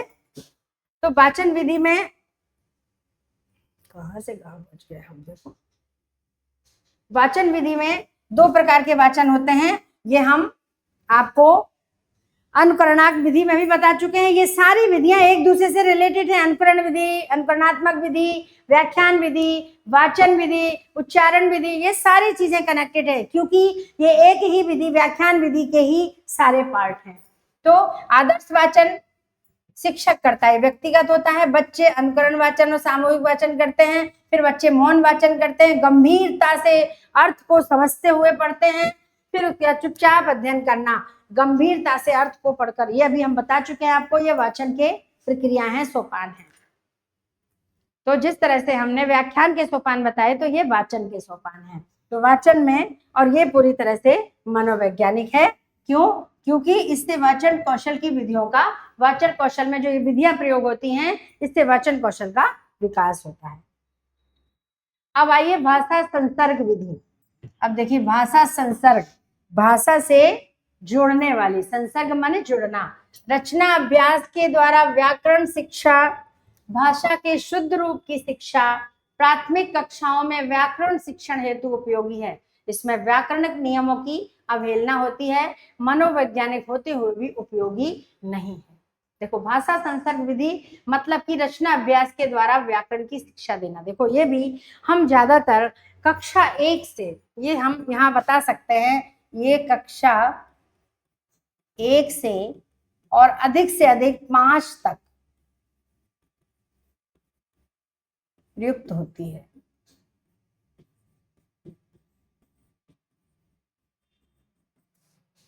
इसमें व्याकरण के नियम नहीं बताए जाते हैं। संज्ञा पढ़ाना, सीधे लिख दिया राम सीता, ऊपर लिखा है संज्ञा, ठीक है, पाठ, सीता, हिरन, मोर। देखो, रचना अभ्यास के द्वारा व्याकरण का ज्ञान करना। अब बच्चों से कहा जाता है कि एक किताब होती है अभ्यास पुस्तिका, उसमें जगह होती है, देख कर लिखो। बच्चे देख कर लिखते हैं। राम किसी का नाम होता है और नाम लिखो, आपका नाम क्या है, आपका नाम क्या है, आपका नाम क्या है, अलग अलग नाम लिखो। सीता किसी का नाम होता है, लड़कियों का नाम होता है, लिखो लड़कियों के कितने नाम होते हैं, रीता, रानी, सोनी, विनीता, इतने सारे लड़कियों के नाम हो गए ना, ये सारे के सारे नाम हो गए ना, ये संज्ञा है। ऐसे फिर यहां पर लिखो मोहन, सोहन, ये लड़कों के नाम, ये भी संज्ञा है। और किसी की व्यक्तिगत बता रहे, इसलिए व्यक्तिवाचक संज्ञा। यानी इस तरह से बिना नियमों को पढ़ाए हुए हमें व्याकरण का ज्ञान कराया जाता है। तो भाषा के शुद्ध रूप की शिक्षा दी जाती है। इससे बच्चे भाषा, क्योंकि देख कर लिखते हैं ना, देख कर सीखते हैं, देख कर लिखते हैं, तो इसलिए बच्चों का ध्यान भी उसमें लगता है। बहुत ध्यान से समझते हैं कि कौन कौन से नाम आ रहे हैं। बार बार सिखाया जाता है कि ये नाम राम, सीता, मोहन, ये नाम लिए जाते हैं, इनका मतलब है व्यक्तिवाचक संज्ञा। हमने कहा ये लड़के इधर आओ, किसी को नहीं पता कि लड़के किसको बुला रहे हैं। जब किसी को नहीं पता किसको बुला रहे हैं, तो इसका मतलब वो व्यक्तिवाचक संज्ञा नहीं है। हमने कहा रोहन इधर आओ, रोहन उठ के आ जाएगा, क्योंकि रोहन को पता है कि रोहन को बुलाया जा रहा है, यानी एक व्यक्ति को बुलाया जा रहा है, एक विशेष, तो व्यक्तिवाचक संज्ञा। ऐसे ही समझाया जाता है। तो ये इसको कहते हैं भाषा संसर्ग विधि, और ये मनोवैज्ञानिक है, क्योंकि बच्चे इसमें पूरी तरह से सक्रिय रहते हैं।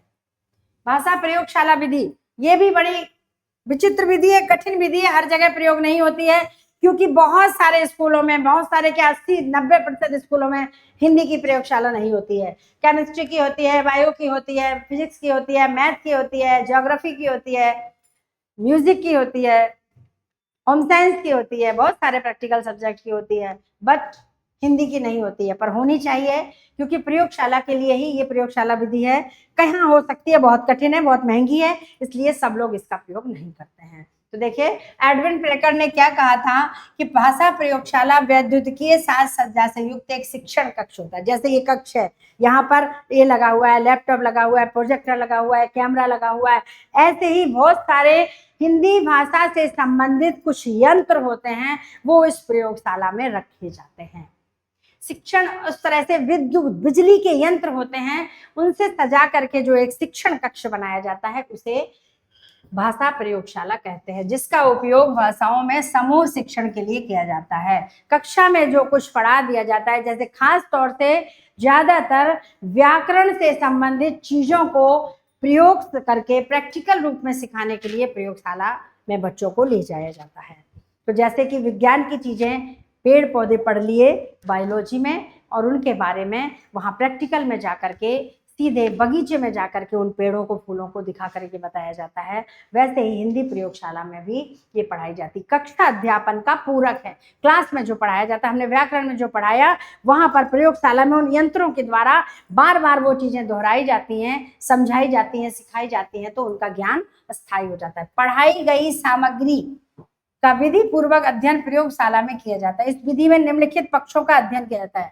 अब देखो हम हिंदी में कैसे बताएं, जैसे कि विज्ञान में बता दिया कोई ये वाला केमिकल, जैसे हमने बताया हरा और पीला रंग, सॉरी नीला और पीला रंग मिला के हरा रंग होता है, ये कक्षा में सिखा दिया गया। अब लैब में जाकर के वहां नीला और पीला रंग मिलाएगा, मिला के देखेगा वो हरा बन गया, तो ये प्रैक्टिकल हो गया। ऐसे ही जो चीजें यहाँ व्याकरण में हिंदी में सिखाई जाती हैं, उनको खास तौर से शब्दावली, श्रवण अभ्यास, श्रुतलेखन, वाक्य, उपवाक्य, पदबंध, ध्वनिभेद, उच्चारण, अनुकृति, मुक्त भाषण, ये सारी चीजें पर आपको सिखाया कि मतलब शब्दावली बताई, ये शब्द होते हैं, टीचर ने बता दिया इतने इतने शब्द होते हैं। अब वहाँ यंत्र जब उसने चलाया, वहाँ मशीन चलाई, तो या तो प्रोजेक्टर पे ऐसे सामने आ जाएंगे वो शब्द लिखे हुए सारे, या उनकी आवाज रिकॉर्डिंग सुनेंगे तो बच्चों को समझ में आएगा, हाँ टीचर ने सही बताया था। इस वाले में यही शब्द होते हैं, यही तत्सम शब्द होते हैं।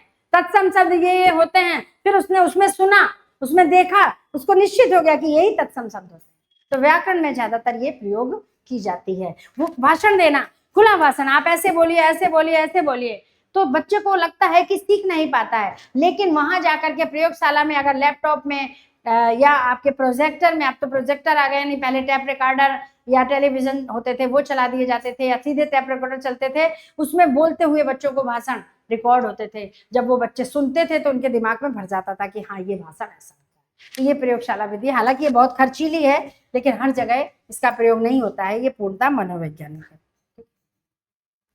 भाषा के प्रयोग के लिए 5 प्रकार की प्रयोगशालाएं होती है। एक तारयुक्त, जहां बिजली के तार लगे रहते हैं। एक तारयुक्त, जैसे कि माइक है ना, ये माइक लगा, देखिए हम माइक लगाए हुए हैं, ये तार मुक्त है। और पहले माइक चलते थे, वहां से तार जुड़ा हुआ है, उसको ले लेके घूमते रहते थे। तो ये तारयुक्त, तार मुक्त। प्रोग्राम, जैसे कि इसमें प्रोग्राम प्रोजेक्टर में प्रोग्रामिंग कर दी गई है और वापस खड़े होके उसको चला दिया, अब टीचर को बोलने की जरूरत नहीं है, वो अपने आप चल रहा है। क्रियाहीन, क्रियाहीन होता है जहां की कोई क्रिया नहीं होती, केवल आपको ऑडियो दिखाया जाता है, वीडियो नहीं दिखाया जाता है। और क्रियाशील 2 तरह के होते हैं, एक श्रव्य क्रियाशील प्रयोगशाला और एक श्रव्य क्रियाशील मिलान प्रयोगशाला। जैसे कि एक में केवल बोलते थे, आवाज आती है। एक प्रयोगशाला में एक यंत्र होता है जो केवल, जिसमें केवल सुनाई देता है, और एक होता है जहां चित्र भी दिखाई देते हैं और चित्र से मिला करके वो आवाज भी उसमें शामिल होती है। वो बोलता जाता है, ऐसे निशान बना हुआ है, जैसे लिखा हुआ है। अब यहाँ पर एक तीर बन गया, तीर बन के आ गया, और तीर बनने के साथ यहाँ से उस प्रोजेक्टर में, जैसे टीचर नहीं है, प्रोजेक्टर में आवाज आ रही है। ये भाषा प्रयोगशाला के 4 प्रकार होते हैं। ये पहला तार युक्त है, जहाँ तार जुड़े होते हैं, ये तार मुक्त है। तो इस तरह से वहां पर हाथ या कोई चीज का ऐसे इंडिकेट आता रहता है, तो ये होता है मिलान प्रयोगशाला। ठीक है। भारत में अभी तक जो हमारे पास तथ्य संकलित हैं, 5 प्रयोगशालाएं हैं हिंदी भाषा से संबंधित। पूरे देश में 5 प्रयोगशालाएं हैं। हमारे देश का दुर्भाग्य है ये। भारतीय भाषा संस्थान मैसूर, भारतीय भाषा संस्थान पटियाला, भारतीय भाषा संस्थान भुवनेश्वर, भारतीय भाषा संस्थान आगरा, लाल बहादुर राष्ट्रीय अकादमी मसूरी। अब देखिए, केवल एक स्थान है जो हिंदी भाषी क्षेत्र में।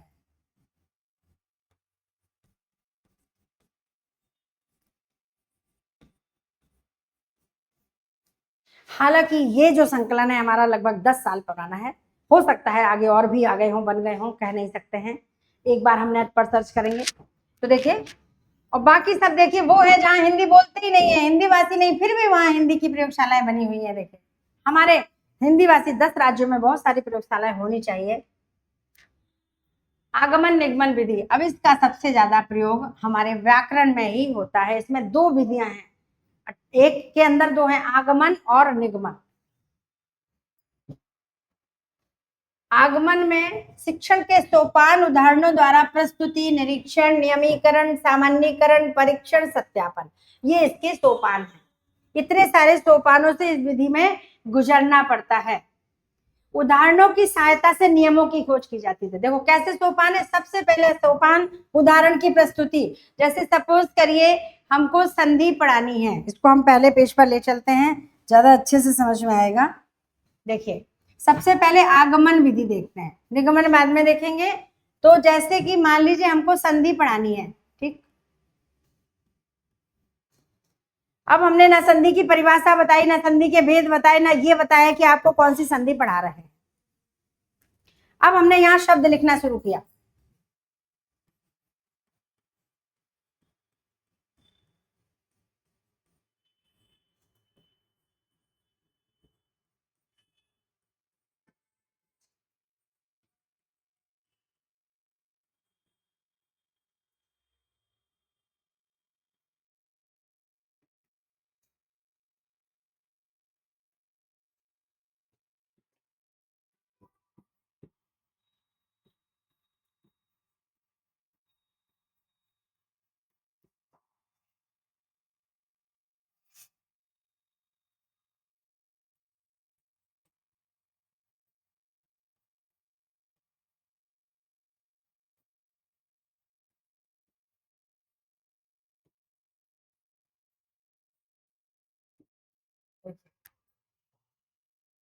उदाहरण लिख दे। उदाहरण के द्वारा नियमों का ज्ञान करना। सबसे पहले प्रस्तुतिकरण, ये है पहला स्टेप, उदाहरणों का प्रस्तुतिकरण।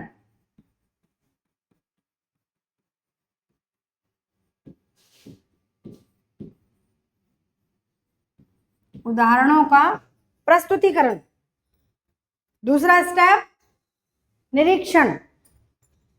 अब निरीक्षण करेंगे क्या है इसमें, क्या है, क्यों लिखे इतने सारे, क्या कॉमन है। देखो आ, क्या कॉमन है, आ की मात्रा। यहां पर ये निरीक्षण कर लिया, और निरीक्षण करके हमने सारे शब्दों में जो नियमीकरण और सामान्यीकरण निकाल लिया। सामान्यीकरण कर लिया सबका। कैसे कर लिया कि इसमें सब में अ है, समान है, और इसमें ई समान है।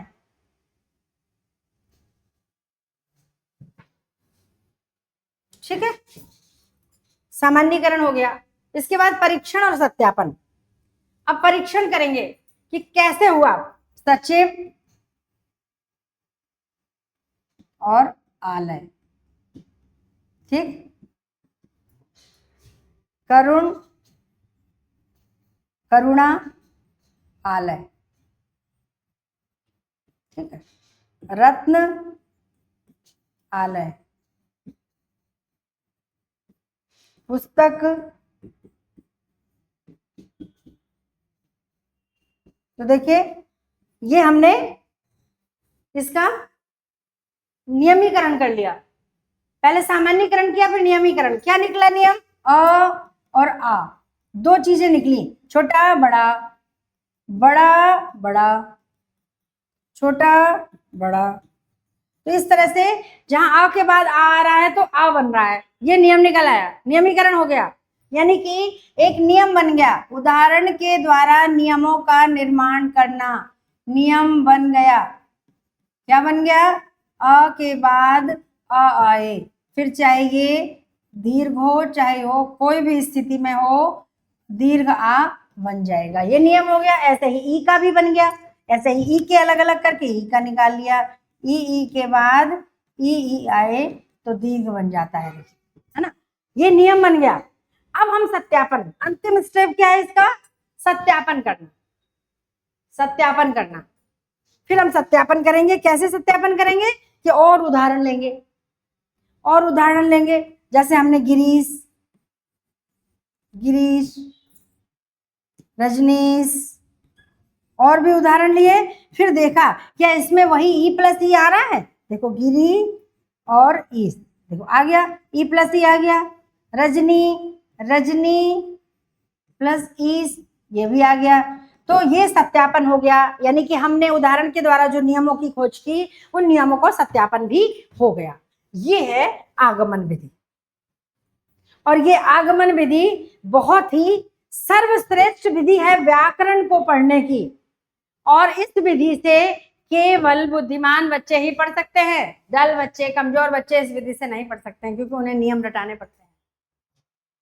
देखिए, उदाहरणों की सहायता से नियमों की खोज करना। छात्रों द्वारा नियमों की खोज करने के कारण यह विधि मनोवैज्ञानिक है, क्योंकि छात्रों को केवल शब्द दे दिए जाते हैं, वो शब्द में पहले सामान्यीकरण करते हैं, एक जैसी स्थिति देखते हैं, फिर सब में क्या कॉमन है, क्या सामान्य है, वो एक निकालते हैं।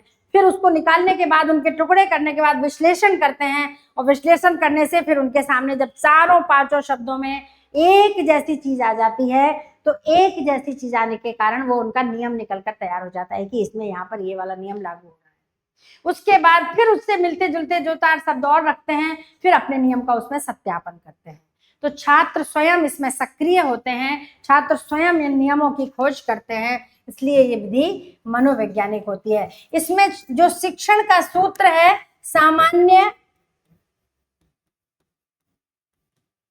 की ओर जाना, यानी कठिन से, यानी विशेष से या विशिष्ट से सामान्य की ओर जाना, तो ये इसमें लागू होता है कि विशिष्ट आता है पूरा बना हुआ शब्द देख करके, फिर उसके सामान्यीकरण करते हुए उसके छोटे से टुकड़े को देख करके समझाना कि वहां कौन सा नियम लागू हो रहा है। इस विधि के द्वारा मानसिक शक्ति का विकास होता है, बच्चों में आत्मविश्वास की वृद्धि होती है, और सबसे बड़ी बात है, इस विधि के द्वारा सीखा गया ज्ञान, खास तौर से ये व्याकरण में लागू होती है, सीखा गया ज्ञान स्थायी होता है, क्योंकि वैज्ञानिक विधियों द्वारा अर्जित ज्ञान स्थायी होता है। जितनी भी वैज्ञानिक मनोवैज्ञानिक विधियां हैं, इसे केवल कुशाग्र बुद्धि के विद्यार्थी ही कर सकते हैं। कमजोर बच्चे नियम निकाल, उनको एक जैसे शब्द रख दो तो भी दिमाग नहीं लगाएंगे इसमें क्या हो रहा है, मुझे नहीं पता, बता दो आप तो इसमें क्या लग रहा है, हम वो लगा देंगे।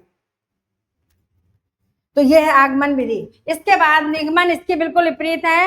आगमन विधि के बाद ही इस विधि का आविष्कार हुआ है, वैसे दोनों एक ही सिक्के के दो पहलू हैं, इसलिए आगमन निगमन विधि एक साथ लिखा होता है। आगमन विधि द्वारा खोजे गए नियमों को उदाहरणों में लागू करना ही निगमन विधि कहलाती है। उल्टी है, ये सूत्रों और नियमों की पुष्टि की जाती है इस विधि के द्वारा। आगमन विधि के द्वारा छात्र जो नियम निकालते हैं, जो सूत्र निकालते हैं, जो तरीकों की खोज करते हैं, उनकी पुष्टि जब वो करते हैं, सत्यापन करते हैं, अन्य उदाहरणों में उन नियमों को देखते हैं, फिर उससे मिलते जुलते उदाहरण लिखे, वहां भी वही नियम लागू हो गया, खुश हो गया, मुझे आ गया, अब मुझे संधि आ गई, मुझे दीर्घ संधि आ गई, मुझे समझ में आ गया, अब कोई दिक्कत नहीं है, कितने भी शब्द आ जाए कोई फर्क नहीं पड़ेगा। तो सूत्रों द्वारा उदाहरणों की प्रस्तुति या सूत्रों को उदाहरणों में लागू करना, यह विधि सरल और सुविधाजनक तो है, बहुत सरल है, बहुत आसान है। नियम बता दिए और नियमों के अनुसार शब्द बनाते चले जाना, शब्दों की खोज करना और देखना इसमें ये नियम लग रहा है, हाँ ये नियम लग रहा है, इसलिए ये वाला ही संधि है। बहुत आसान है। स्मरण शक्ति का विकास तो होता है क्योंकि याद करने पड़ते हैं नियम। ज्ञान क्रमबद्ध भी होता है, बहुत तरीके से सीखता है बच्चा, लेकिन अस्थायी होता है। क्यों? हम बचपन से संधियां पढ़ते चले आ रहे हैं, कक्षा 6 से संधियां, बल्कि और पहले भी पढ़ लेते हैं, संधियां पढ़ते चले आ रहे हैं, नियम सीखते चले आ रहे हैं, परिभाषाएं रटते चले आ रहे हैं। लेकिन आज कंपटीशन की परीक्षा के लिए तैयारी करनी है तो फिर हमें वापस वही संज्ञा, सर्वनाम, विशेषण, क्रिया सब कुछ पढ़ना पड़ता है। क्यों? क्योंकि हमने उल्टा पढ़ा है, हमने नियमों से पढ़ा है, हमने आगमन विधि से नहीं पढ़ा है, निगमन विधि। ध्यान रखना, कभी कभी हम भूल जाते हैं, तो नियमों के द्वारा पढ़ना, यहां से दिमाग में बैठा लो, नियमों के द्वारा सीखना,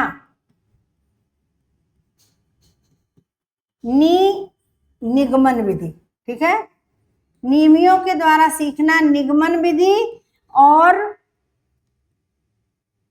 शब्दों से, शब्दों नहीं, थोड़ी शब्द नहीं लिख सकते यहाँ, हम यहाँ लिख सकते हैं उदाहरणों से, उदाहरणों के द्वारा नियमों का आगमन, ठीक है। सीधे से ऐसे सीखो, नियमों को लाना या नियमों का आगमन करना, बस सीधे से आ गई आपकी आगमन विधि। लाना भी लिख सकते हो यहाँ, लाना, लाना माने आगमन। तो ये ध्यान रखिएगा, भूलोगे नहीं। नियमों की खोज करना, आगमन माने आना, नियमों को खोज कर लाना, आगमन करना, और नियमों को लागू करना, निगमन करना, निगमन विधि। तो ये याद रखिएगा, भूलोगे नहीं, कभी नहीं भूलोगे, याद रहेगा। तो आगमन विधि मनोवैज्ञानिक है, निगमन विधि मनोवैज्ञानिक नहीं है, केवल ये रटने की प्रवृत्ति पर बल देती है।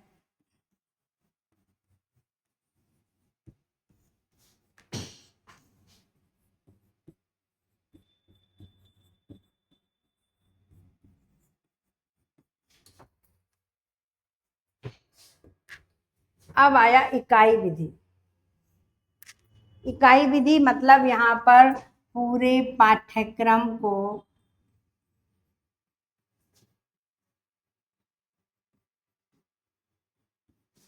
छोटी छोटी इकाइयों में बांटकर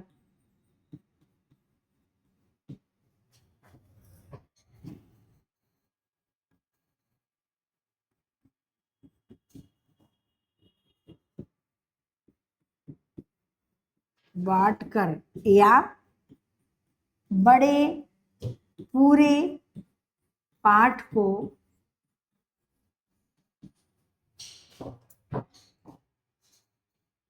छोटी इकाइयों में विभाजित कर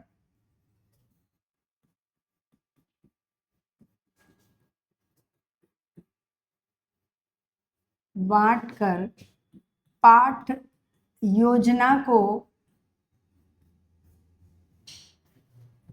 सरल बनाना,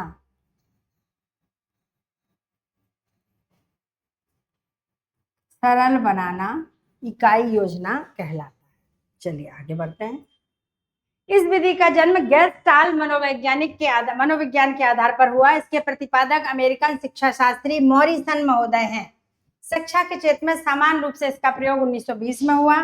जेम्स एमली ने इसे शिक्षा के क्षेत्र में संगठन का एक ढांचा माना है, कि पूरा शिक्षा के क्षेत्र में एक ढांचा है जिसके अंतर्गत पूरे पाठ्यक्रम को समाहित किया जाता है। जैसे आप किताब देखते हैं, किताब में किसी भी विषय में आप देखिएगा, यूनिट 1, इकाई 1, इकाई 2, इकाई 3, आपका पाठ्यक्रम, आप दूर क्यों जाएं, आपका द्वितीय श्रेणी का पाठ्यक्रम ही देखिए, इसमें भी इकाइयों में विभाजित है।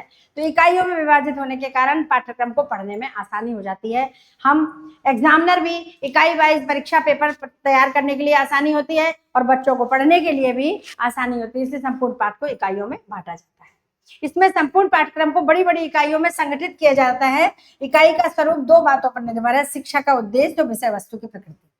शिक्षा का उद्देश्य क्या है, यानी किस उद्देश्य से ये परीक्षा ली जा रही है, किस उद्देश्य से ये शिक्षा दी जा रही है। और फिर दूसरा है विषय वस्तु प्रकृति। विषय वस्तु क्या है, हिंदी है तो हिंदी में क्या क्या लिया जाएगा, साइंस है, भौतिक है, गणित है, इसमें क्या क्या कैसे लिया जाएगा, इन सब के हिसाब से इकाइयों में इनको विभाजित किया। इस विधि के द्वारा शिक्षा के सर्वांगीण विकास की पूर्ति होती है, क्योंकि शिक्षा के सर्वांगीण विकास करना है, अगर शिक्षा के सभी उद्देश्यों को पूरा करना है, तो बिना पाठ्यक्रम को इकाई में बांटे हुए हम पूरे साल पढ़ा नहीं सकते। इकाई वाइज डिवाइड हो जाता है पाठ्यक्रम, तो बहुत आसानी से हम उसको डिवाइड करके पढ़ा लेते हैं। इस महीने में 1 इकाई पढ़ाएंगे, इसमें 2 पढ़ाएंगे, इसमें 3 पढ़ाएंगे, और आसानी से उसका रिवीजन करा लेते हैं। वरना पूरा ऐसे भरा पड़ा रहे तो हमें टीचर को भी समझ में नहीं आएगा कि वो कहाँ से शुरू करे और कहाँ खत्म करे। बच्चों को भी समझ में नहीं आएगा कि कैसे वो शुरुआत करे अपनी पढ़ाई की, परेशान हो जाएगा। चिंतन और तर्क शक्ति में वृद्धि होती है। इससे यह विधि बाल केंद्रित होने के कारण मनोवैज्ञानिक है, परंतु यांत्रिक होने के कारण इसकी मौलिकता समाप्त हो जाती है। यांत्रिक है, यांत्रिक मतलब बना दिया, पहले से बना दिया गया है, पहले से इकाई योजना तैयार है।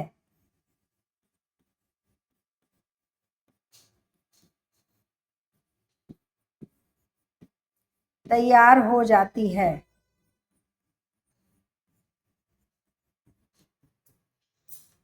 जैसे आपकी इकाइयां बन गई, एक इकाई में व्याकरण, एक इकाई में काव्य शास्त्र, एक इकाई में भाषा विज्ञान,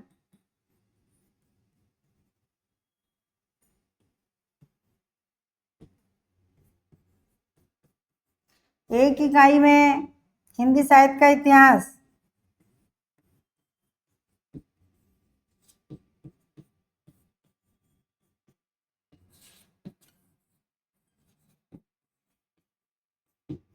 एक इतिहास, एक में रचनाएं।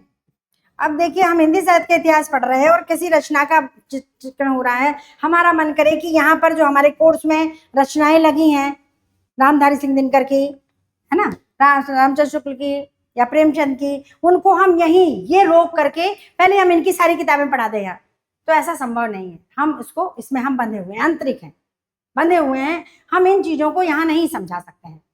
उसके बारे में विशेषताएं बता सकते हैं, पर वहां डिटेल में लेके बैठेंगे तो सारा को हैच पॉच हो जाएगा, इतिहास से दिमाग हट जाएगा, रचनाओं में आ जाएगा, बच्चे भी परेशान हो जाएंगे।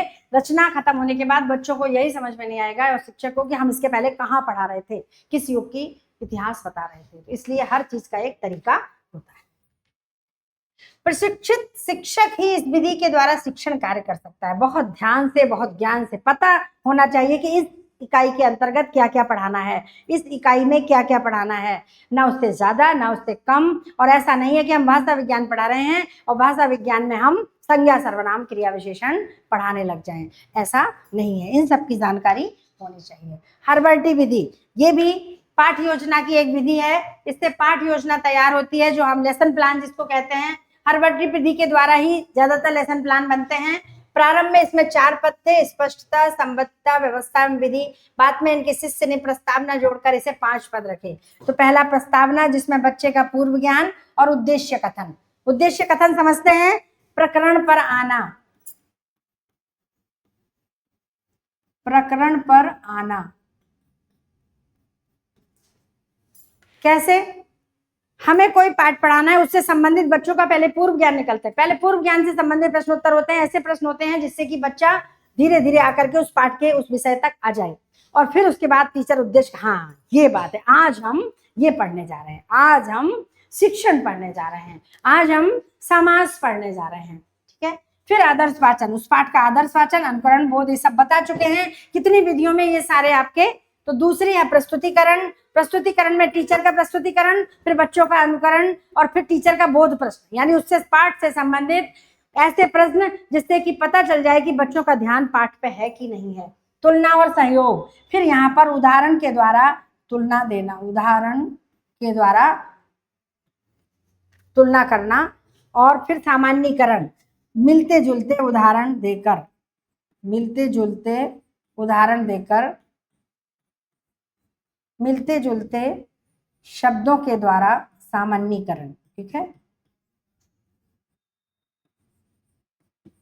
और फिर प्रयोग, फिर कहते हैं ना आप प्रयोग करो, होमवर्क, वाक्य प्रयोग करो। ये शब्द है, अब ये शब्द हैं संज्ञा के, इनके वाक्य प्रयोग करो। इस तरह से ये हर्बर्टी विधि, इसकी पंचपदी के नाम से जानी जाती है। विधि प्राचीनतम पाठ योजनाओं में से एक है।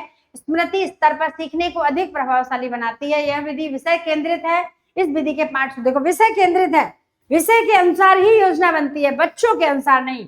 बच्चों को आए नहीं आए, बच्चों को अच्छा लग रहा नहीं लग रहा, बच्चों का मन लग रहा है इस पढ़ने में नहीं, लेकिन हमारे जो पाठ के प्रकरण हैं, जो इकाई योजना में विभाजित कर दिए गए हैं, जो पाठ है वही पढ़ाना है, उसी विषय के अनुसार ही पाठ्यक्रम ये तैयार किया, लेसन प्लान तैयार किया जाता है। इसमें सबसे पहले हम पाठ संख्या डालते हैं। ब्लैक बोर्ड पर जब आते हैं तो पाठ का विद्यालय का नाम वहां लिखते हैं, कक्षा लिखते हैं, दिनांक, विषय, कालांश, फिर प्रकरण लिखते हैं। पाठ कौन सा है? पाठ लेसन नंबर 1, प्रकरण समास, ऐसे।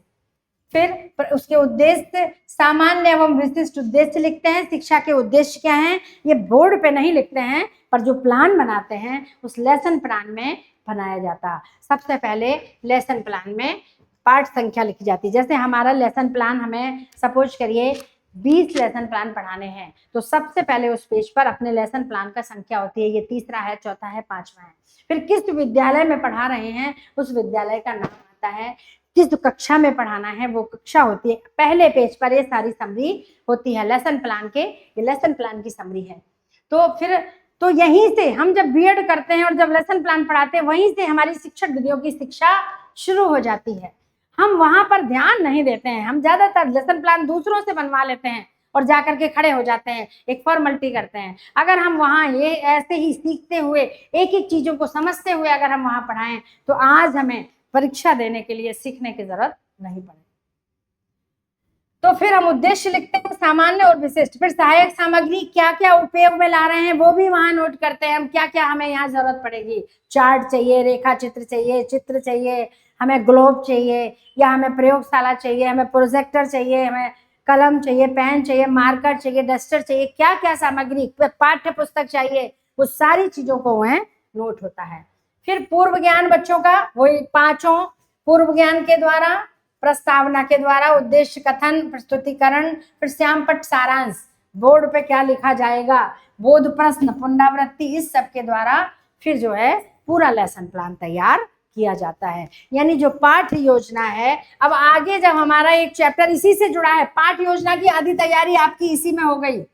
पाठ योजना, तो जो एक दैनिक पाठ योजना है, ये इकाई योजना है, ये आपकी इकाई योजना है, इकाई योजना है। आगे चल के अभी हम आपको इकाई योजना पढ़ाएंगे तो ये वापस आपको बताएंगे, क्योंकि ये तैयारी हो गई। इतने सारे जो बिंदु हैं, उन बिंदुओं पर ही आपका पूरा जो है पाठ योजना तैयार होगी। ठीक है, ये इकाई योजना पाठ योजना है। और उसके बाद एक होती है दैनिक पाठ योजना, तो दैनिक पाठ योजना भी आपको बताई जाएगी, यहीं से शुरू हो रही है आपकी। ये कायदे से देखा जाए तो जैसे ही आपकी इकाई विधि आई और हर्बटी विधि आई, ये पाठ योजना के ही एक प्रकार हैं। ये पाठ योजना इसी से जुड़े हुए हैं, तभी तो एक इकाई में ही आपके एक साथ लिखे हुए हैं। पाठ योजना, दैनिक पाठ योजना, इकाई योजना, शिक्षण विधियां सब एक साथ एक ही इकाई में है, क्योंकि एक दूसरे से जुड़े हुए हैं। यहाँ से आपकी पाठ योजना शुरू ही हो गई है। मान लीजिए आप समवाय विधि, ये बहुत अलग विधि है, इसको नहीं भी पढ़ें तो भी ठीक है, इसको पढ़ने की जरूरत नहीं है वैसे तो, क्योंकि इसका प्रयोग हम करते हैं, बहुत कम करते हैं, पर करते भी है, इसलिए शामिल कर लिया।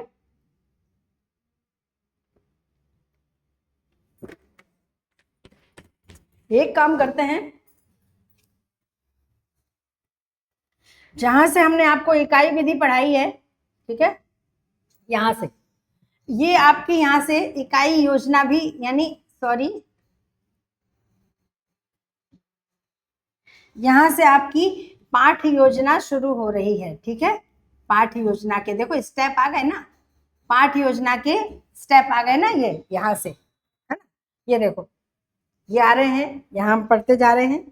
इसके बाद ये हर्बटी विधि, इसमें भी पंचपदी के नाम से ये आपके आ गए हैं पाठ योजना, है ना। यहाँ से इसमें भी आ गए हैं दैनिक पाठ योजना, ये इस तरह से हम डेली पढ़ाते हैं, डेली पाठ हमारे होते हैं, तो इसमें दैनिक पाठ योजना भी आ गई और आपकी इकाई योजना भी आ गई। तो ये जो हमने 3-4 चीजें पढ़ ली हैं, ये हमारी भूमिका हो गई है।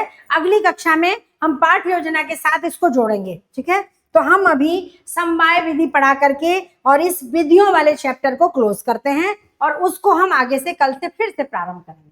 ठीक है, तो एक बार हम इसको यहां से फिनिश करते हैं।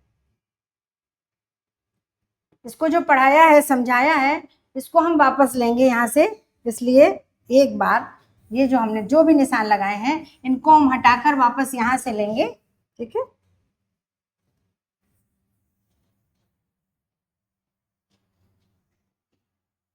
क्योंकि ये इसी में समाहित है पाठ योजना, ये विधि में ही योजना है।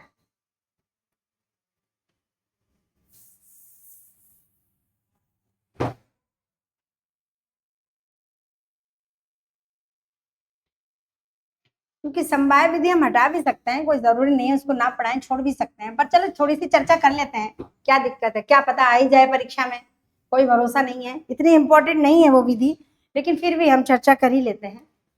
कक्षा में गद्य शिक्षण करते समय ज्यादातर अधिकांशतः गद्य शिक्षण में ये विधि उपयोगी होती है, इसलिए हर पाठ में विधि उपयोगी नहीं है, ये भी आप ध्यान रखें, खास तौर से निबंध शिक्षण में। व्याकरण में जैसे गद्य शिक्षण का पाठ पढ़ा रहे हैं हम, कोई भी पाठ पढ़ा रहे हैं, कहानी पढ़ा रहे हैं, निबंध पढ़ा रहे हैं, तो उसके बीच में व्याकरण के जो अंश आते हैं, ज्यादातर प्रेमचंद की कहानियों में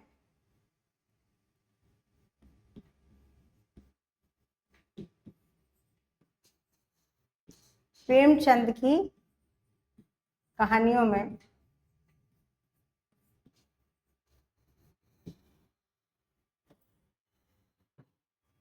मुहावरे,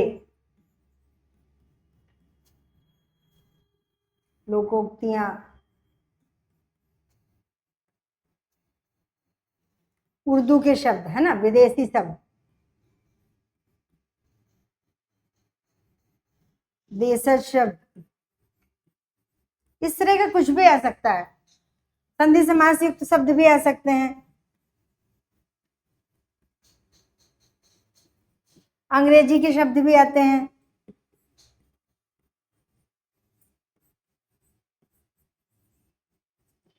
ऐसा अक्सर होता है, हम पढ़ाते हैं और पढ़ाते समय सारी चीजें आती हैं।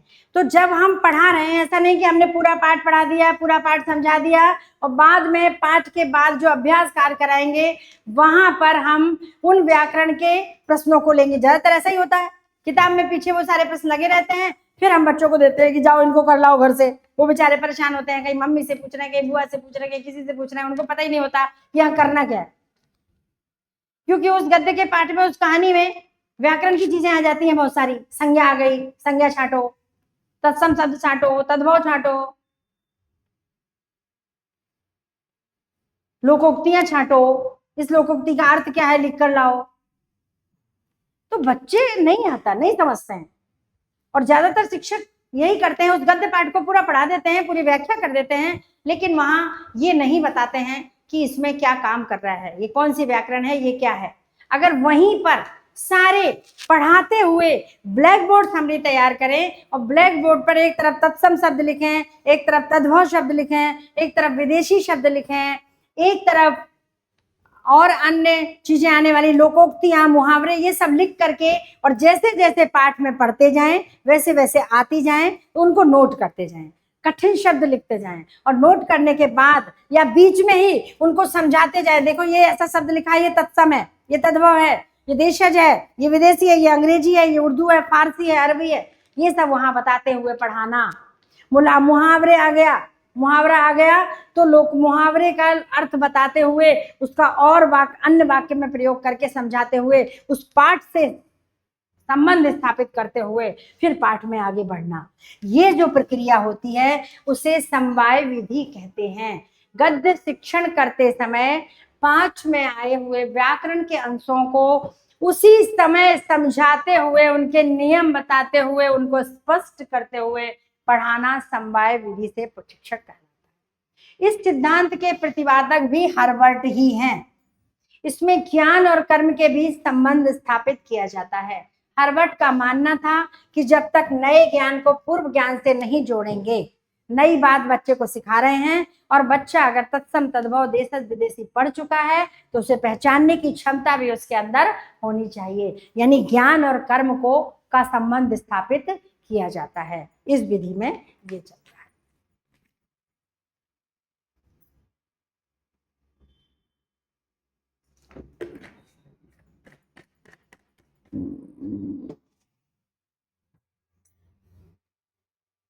इसमें दो प्रकार के संबंध होते हैं, क्षैतिज सह संबंध और लंबकीय सह संबंध। एक विषय का अन्य विषयों के साथ संबंध। जैसे कभी कभी हिंदी पढ़ा रहे हैं और मान लीजिए पर्यावरण पाठ आ गया तो उसमें पर्यावरण प्रदूषण आ जाता है, ध्वनि प्रदूषण, मृदा प्रदूषण, वायु प्रदूषण, जल प्रदूषण, तो ये पर्यावरण के जाते हैं, तो हमें उनके बारे में भी समझाना पड़ता है। यानी एक विषय में दूसरे विषय की बातें बतानी पड़ती है। जैसे हम इतिहास पढ़ा रहे हैं तो इतिहास का संबंध राजनीति शास्त्र से, इतिहास का समाजशास्त्र से संबंध, इतिहास का भूगोल से संबंध, इतिहास का विज्ञान से संबंध, इतिहास का साहित्य से संबंध, इतिहास का सामाजिक विषय से संबंध, इस तरह से बहुत सारे हम हर विषय में पढ़ते हैं और पढ़ना पड़ता है, क्योंकि वहाँ साहित्य समाज का दर्पण है, वहाँ हर चीज आती है, एक दूसरे से रिलेटेड होती है। तो एक संबंध होता है जो एक विषय में और विषय आ जाते हैं तो उनके बारे में बताना, और जो लंबकीय होता है एक ही विषय के विभिन्न अंगों, जैसे कहानी पढ़ते समय व्याकरण की चीजों का आना, कविता पढ़ते समय काव्य शास्त्र के तत्वों का आना। हम कविता पढ़ा रहे हैं, वहां काव्य शास्त्र से संबंधित अलंकार आ गया है तो उस अलंकार को वहां समझाते हुए चलना, काव्य गुण कौन सा है, शब्द शक्ति कौन सी है, काव्य दोष कौन से हैं, वहां पर छंद कौन सा आ रहा है, उनको वहां समझाते हुए क्लियर करते हुए चलना ही समवाय विधि कहलाती है। और हम आपको बता दें कि एक श्रेष्ठ शिक्षक का ये गुण होता है कि वो अपने पाठ को अपनी कक्षा में बच्चों को समवाय विधि के द्वारा ही पढ़ाए। वही शिक्षक श्रेष्ठ होता है अपने शिक्षण कार्य में सफल होता है जो समवाय विधि के द्वारा पढ़ाता है। देखिए, हम समवाय विधि को छोड़ने वाले थे, लेकिन पढ़ने से पता चला कि समवाय विधि पढ़ाने वाला ही अच्छा टीचर माना जाता है। समवाय विधि से पढ़ाया गया ज्ञान ही बच्चों को अच्छे से समझ में आता है, बच्चों को सक्रिय करता है, उन्हें ज्ञान और कर्म से जोड़ता है, पूर्व ज्ञान से जोड़ता है। तो कितनी सारी चीजें हैं। तो देखिए, खत्म। समवाय से संबंधित कुछ सिद्धांत है। फ्रोवेल का बाल जीवन केंद्रित सिद्धांत। फ्रोवेल ने पहली बार शिक्षा की धुरी को पाठ्य पुस्तकों से हटाकर बाल केंद्रित किया, इसलिए बाल केंद्रित विधियों का प्रयोग किया जाने लगा। इसका श्रेय फ्रोवेल को जाता है। महात्मा गांधी ने भी समवाय सिद्धांत बनाया, जिसमें बुनियादी शिक्षा को बालकों की रुचियों का ध्यान रखा गया। बच्चों की रुचियों के अनुसार बाल केंद्रित कर दिया उन्होंने कि बुनियादी शिक्षा बच्चों को मातृभाषा में दी जाए और उनकी रुचियों के अनुसार दी जाए। तभी तो जो अतिरिक्त विषय होता है, जैसे गमला बनाना, तकली मेकिंग, पुस्तक मेकिंग, यानी इस तरह से बहुत सारी कलाओं का, हस्तलिपि कलाओं का उन्होंने उसमें समायोजन किया। इस तरह से हमारा ये आपका आज का ये समाप्त होता है। इस पाठ योजना को हम आपको यहीं से वो वाले पाठ जोड़ते हुए अगली कक्षा में पढ़ाएंगे। तब तक के लिए आज हम अपनी कक्षा को यहीं विराम देते हैं, क्योंकि आपको लगभग 20 शिक्षण विधियां पढ़ा दी हैं और बहुत ज़्यादा अब हमें, चूंकि पाठ योजना के बारे में थोड़ा सा डिटेल से पढ़ना है, यहाँ पाठ योजना भी हम आपको तैयार करना बताएंगे, तो इसलिए अब थोड़ा सा मस्तिष्क में चेंजिंग भी आनी चाहिए, थोड़ा विश्राम भी मिलना चाहिए। आप तब तक इन सारी विधियों को अच्छे से पढ़ें, समझें और सीखें। इसके बाद हम आपकी पाठ योजना का जो पाठ है वो अगली कक्षा में पढ़ाएंगे। तब तक के लिए नमस्कार।